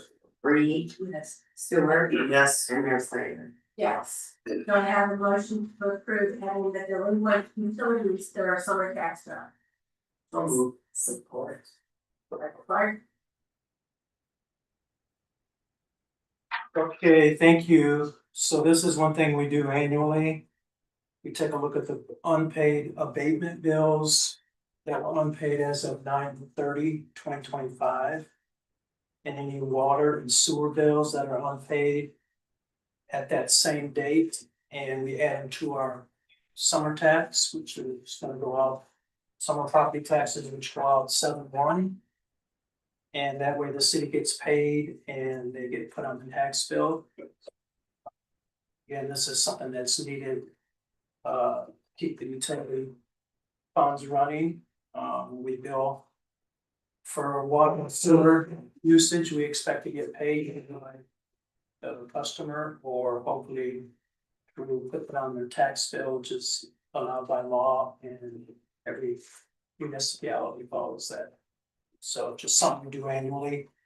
The totals for the utility bills, the water and sewer bills were $54,386 and some change. And the abatement bills, were just about the same amount, $50,513 and some change. So a little over $100,000 will go on the tax bills for summer. And then if we don't collect it through the citizens paying it, then next February 28th, we'll turn it over to the county, and then they'll get 100% of it. And that's something we do annually. Any questions for Director Clark? Councilmember Davis, Yes. French, Yes. Williams, Yes. Reed, Yes. Stewart, Yes. Frost, Yes. and Mayor Snyder. Yes. Do I have a motion to approve adding the account receivables to summer tax bill? So move. Support. Director Clark, I don't know what you said. Yeah, I got it. You did all the work. But let it get back up there. That's good. Any questions? Secretary Domingo? Councilmember French, Yes. Williams, Yes. Reed, Yes. Stewart, Yes. Ross, Yes. Davis, Yes. and Mayor Snyder. Yes. Do I have a motion to approve the cost for the West Gas and West Under curb and sidewalk repairs? So moved. Support. Director,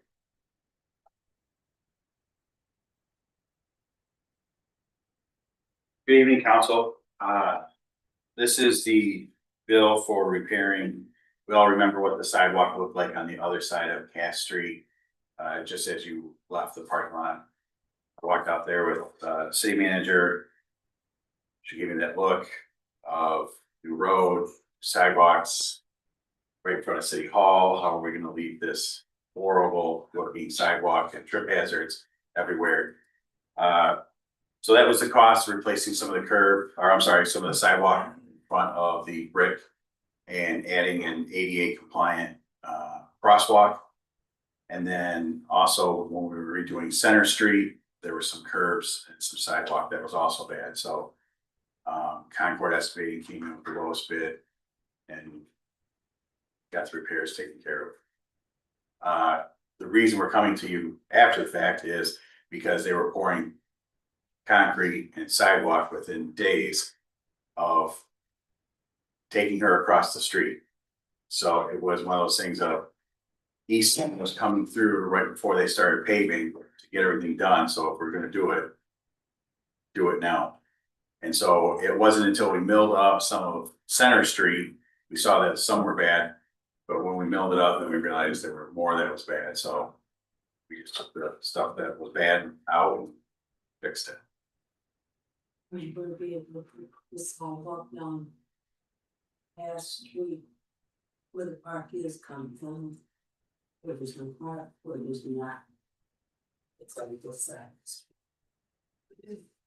On Cass. On sidewalk, on the park side, we see. On the park side. Oh, yes. Yes. Yes. Mayor Demmer, Are you gonna fix the puddle? The forms in the middle of the street? Yes, that's actually getting milled out. Yeah, that's actually, there's a couple of them around town. I have one on Broadwell, and one on South Ionia too. So, any other questions or comments? Secretary Domingo? Councilmember Williams, Yes. Reed, Stewart, Yes. Ross, Yes. Davis, Yes. French, Yes. and Mayor Snyder. Yes. Do I have a motion to approve of the engineering services for West Oak? So In Clinton Street. Support. There you go. You were the name. so, this started out wanting to fix some sidewalk. In the 200 block of West Oak. Which led to, finding somebody's front yard kept disappearing. Over time. And so, I sent a camera truck down through. There's 2 sewer mains on 200 block of West Oak. There's an 8-inch that goes underneath the sidewalk. On the south side of the road, and there's a 15-inch that's in the middle of the road. The 15-inch, we already did battle with the 15-inch when we were down on Eaton Street. That's the one that when we pulled the ground away, it just started crumbling. That was one of the ones that was installed in 1909. It's all vitrified clay. We were able to replace about 30 feet of that. When we did Eaton Street coming back down Oak, just because we couldn't find a solid piece to hook to. So when I sent the camera down through the 8-inch sewer main through the sidewalk. We found the reason the person's lawn is disappearing is because our sewer system is taking it from him and sending it to the wastewater treatment plant. Because it's separated a couple joints right in the front lawn, because there was a big huge tree there. That we took out, and then the sewer lateral coming in is not quite attached. And then when you go further down, the pipe, instead of going on an angle it's supposed to, is more like a U, and we can't fix it. without ripping it apart. So then we decided to look at the sewer main in the middle of the road. Because why not? We're already there. We found out that the circle pipe is now an oval. And it is slowly separating at every joint, going from the manhole down towards on Clinton Street, that manhole down towards Eaton Street. On top of it, the 4-inch water main that's been there since 30s-ish. There's 2 breaks right in the middle of right at the beginning of the roadway. And it's 4 inches, it's old, we already know it's gonna break, it's already started to break, I've got 2 Band-Aids on the front. And we know that if we just go ahead and replace that road, what's gonna happen? It's gonna break. And we shoulda, woulda, coulda, shoulda.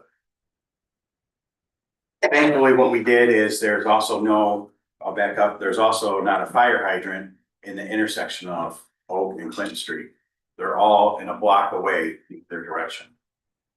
So what we're going to do is when we did Eaton Street, we stubbed it off and we have a 6-inch line ready to go that we can plug into right there on Oak Street. And we're just gonna replace the water main, replace the sewer main.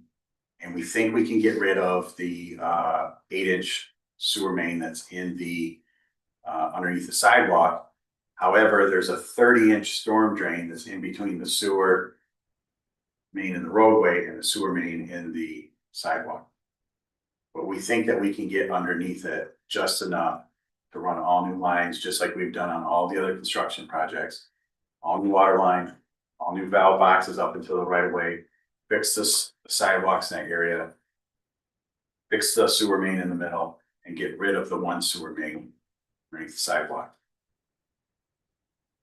So with this, that's why we need to have Whiteman do their engineering designs so we can submit it to Eagle, also send it out to bid so we can get an idea of what we're looking at. Roughly, I would have to guess we're gonna be every bit of 150 to 200,000 by the time we get done. So, and that's with us working with the contractors. We're gonna be doing as much work as we can, buying materials ourselves. And then they'll be buying some materials there, so.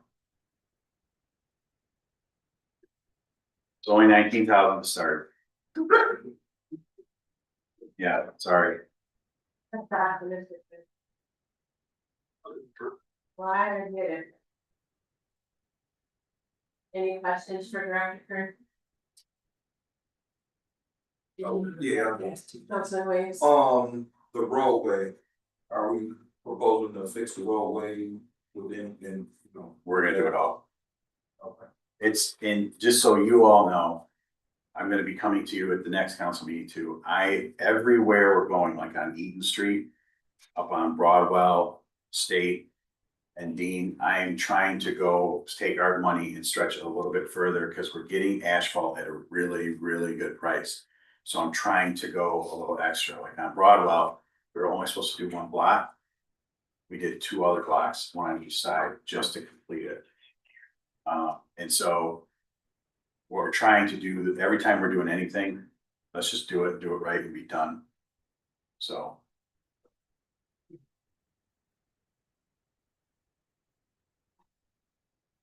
City Clerk Domingo? Councilmember Reed. Stewart. Yes. Ross. Yes. Davis. Yes. French. Yes. Williams. Yes. And Mayor Snyder. Yes. Do I have a motion to approve of the sale of 312 Fifth Street? So moved. So. City Manager Carrier? Yes, council, you may recall, a few years ago, that property was acquired from the land bank and the house was developed as part of a funding grant for that, and it's been on the market for quite some time. There were 2 houses involved, so this is the second house. And we have received an offer, and so hopefully for you is to accept the offer and allow the realtor and staff to proceed with that process. Any questions in regards to the purchase agreement? Councilman Williams? You know that my house is, and it's so cool. Did I see it's in the paperwork? You had a purchase for There it is. And it's in the middle of,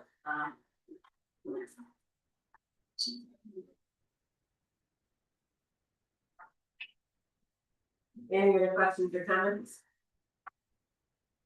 So we put it up.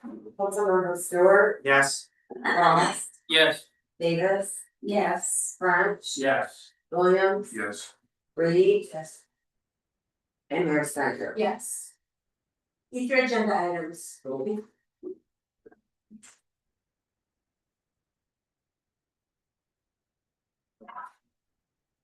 agenda items.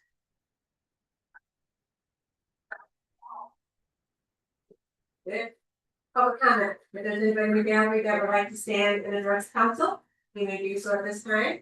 You can come forward, give us your name, address, and 3 minutes is yours. Nora Jackson, 601 West, I gotta go that, West Erie Street. Just two questions on B up there, where can you apply to get recognized? And then the other one is that when the application, not the applications, but the process of the applications, when they came out, I have noticed it was only for a few days. Are you guys going to extend that to make sure that you can get good people, good quality people to represent the Albion Rec, or are you just going with only a few days? Those are the questions.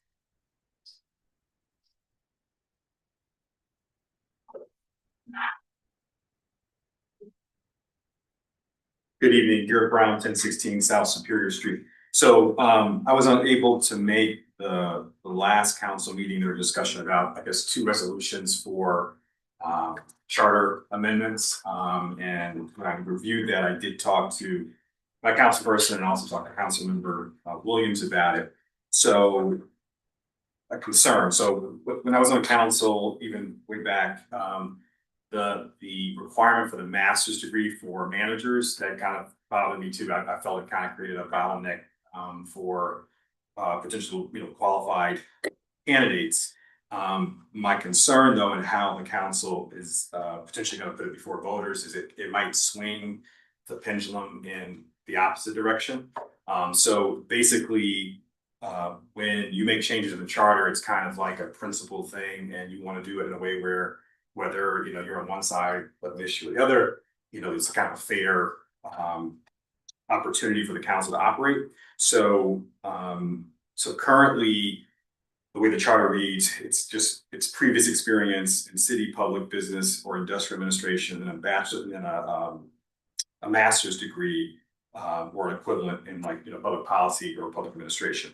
So what the council did or is proposing is to make it a bachelor's degree in public administration or equivalent, but then also have a minimum 10 years of experience. And so a couple of things that concern me about that. So one, it kind of creates a bottleneck where if the council does in the future encounter a candidate that might have, let's say, 7 years of experience, right? They're automatically disqualified, right? Because that's in the charter. So it's like a hard kind of requirement. Two, it departs from, so there's a thing called the National Civic League. They have a model charter that cities across the country, if they want to revise the charter, can use. The 10-year requirement is actually like a double. Their recommendation is a master's degree in 2 years or a bachelor's degree in 5 years. So you're actually doubling what the recommended requirement is. And then I looked at a couple of the cities around us, like Jackson, Battle Creek, Marshall. They don't even have an actual year requirement spelled out. And then the last thing, while my time is running out, is I'm concerned that maybe it wasn't intentional, but it also has the effect of chilling early or mid-career professionals in public administration.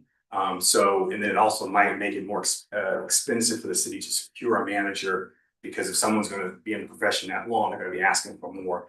So I will consult with the attorney and see if that can be changed, go before the governor. Thank you.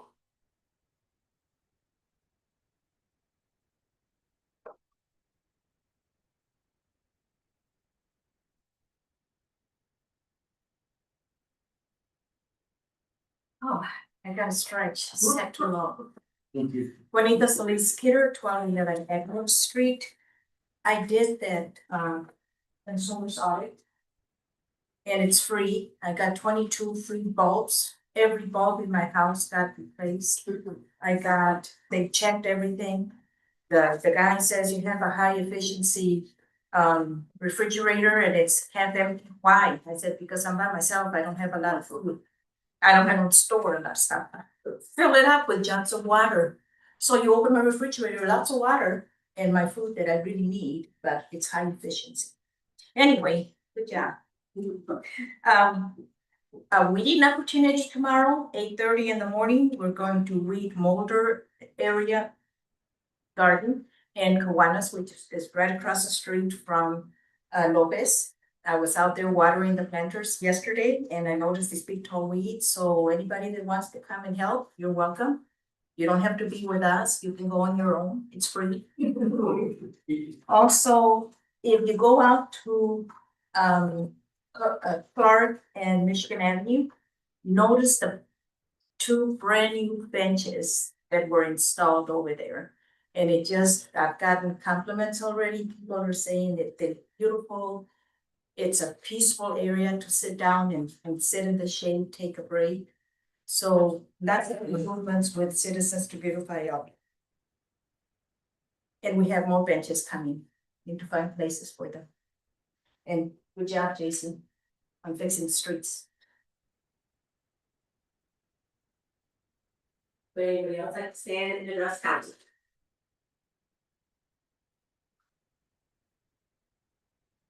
Great, going on with it, city manager's report. Thank you. First, I would like to start off in response to, Laura Jackson's question in regards to the posting. It has been modified and will update the website as well, that the positions are open until filled. So it's not a hard, fast deadline. Thank you. And in regards to my report, the first item, City Hall holiday closing, it came to my attention that there was a misinterpretation of how we apply the rule when the holiday falls on Friday and we're already closed. And so we don't close for Thursday, but instead we're open, and the staff of City Hall and department heads then who are working to shoot to work are then provided with a floating holiday. So City Hall will be open on Thursday, June 18th and Thursday, July 2nd. Just to clarify that. The comprehensive plan and housing assessment.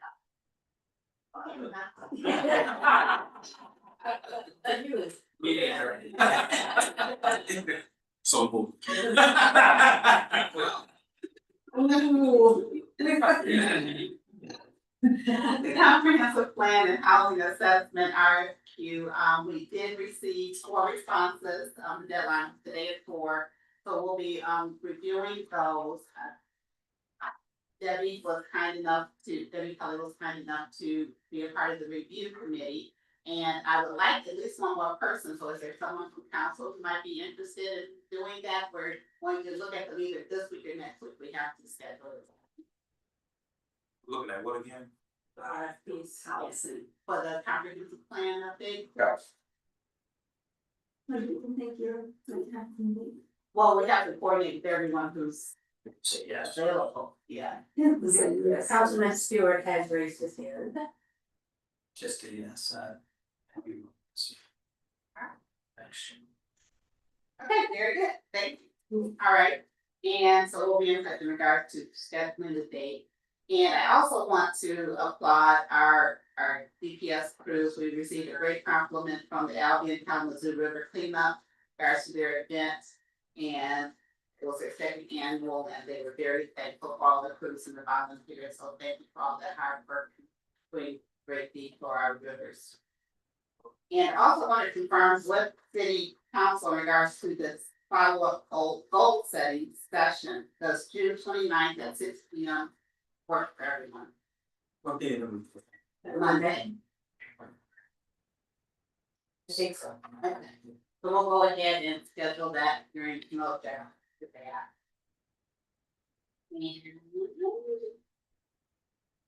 One thing I do want to share with you is Marshall Public Schools offering their free summer meal program at Forsyth and Albion, which is just amazing. Perryville Elementary, Opportunity High School, McIntosh Parking program. So that's really wonderful for our young people to have the access. And those kinds of things, there's a lot in here, and I'm not going to read the whole thing to you. And you also have your second edition of the department reports. So if you have any questions, feel free to either reach out to me or the department head, but there's a lot going on, and we're very proud to hear that. Any questions for our city manager?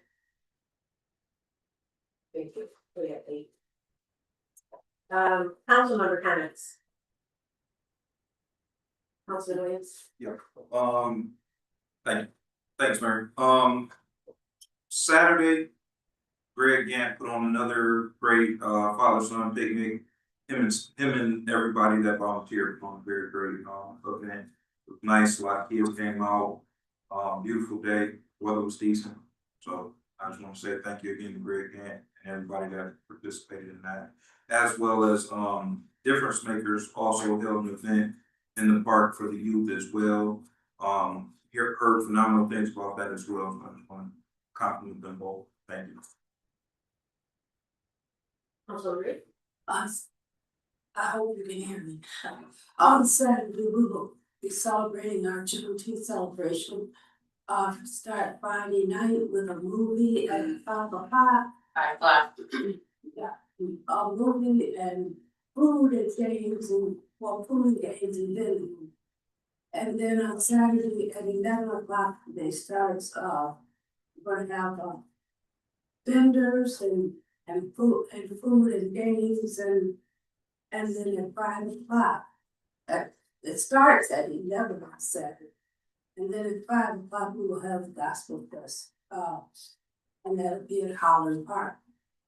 And so we want to invite everybody to come out and have a great day with us. The red, white, and blue car show's coming up on July 3rd, Friday, July 3rd. Cars up on the podium or whatever you call it, thing in front.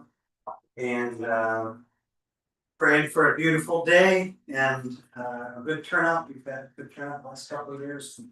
We expect a good turnout this year. If you have any questions on it or want to volunteer, come see.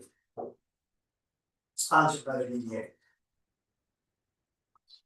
This past Friday, also the alumni, Albany High School Alumni Association also did their summer kickoff by acknowledging 5 of our past coaches and teachers, mentors. So that was a wonderful way to kick off the summer and high school. So I just wanted to congratulate them on it. I'm sorry, one quick one. I've had a couple of folks in my precinct ask me about the water bills and signing up and distribution of mail and the $2 charge and that sort of thing. And so I just want to share a couple of things. The city's being very friendly about this, and if the people in your precinct want to continue to get the water bills by paper and come in and pay them, there's no reason you can't do that. There isn't a waiver for the $2 fees. We talked about that at our last council meeting, but that's a fairly normal thing to be able to get a statement that way. If you can do it that way, you can also come in and sign your waiver. If you want to waive that and get it electronically, you can do that at the window at City Hall.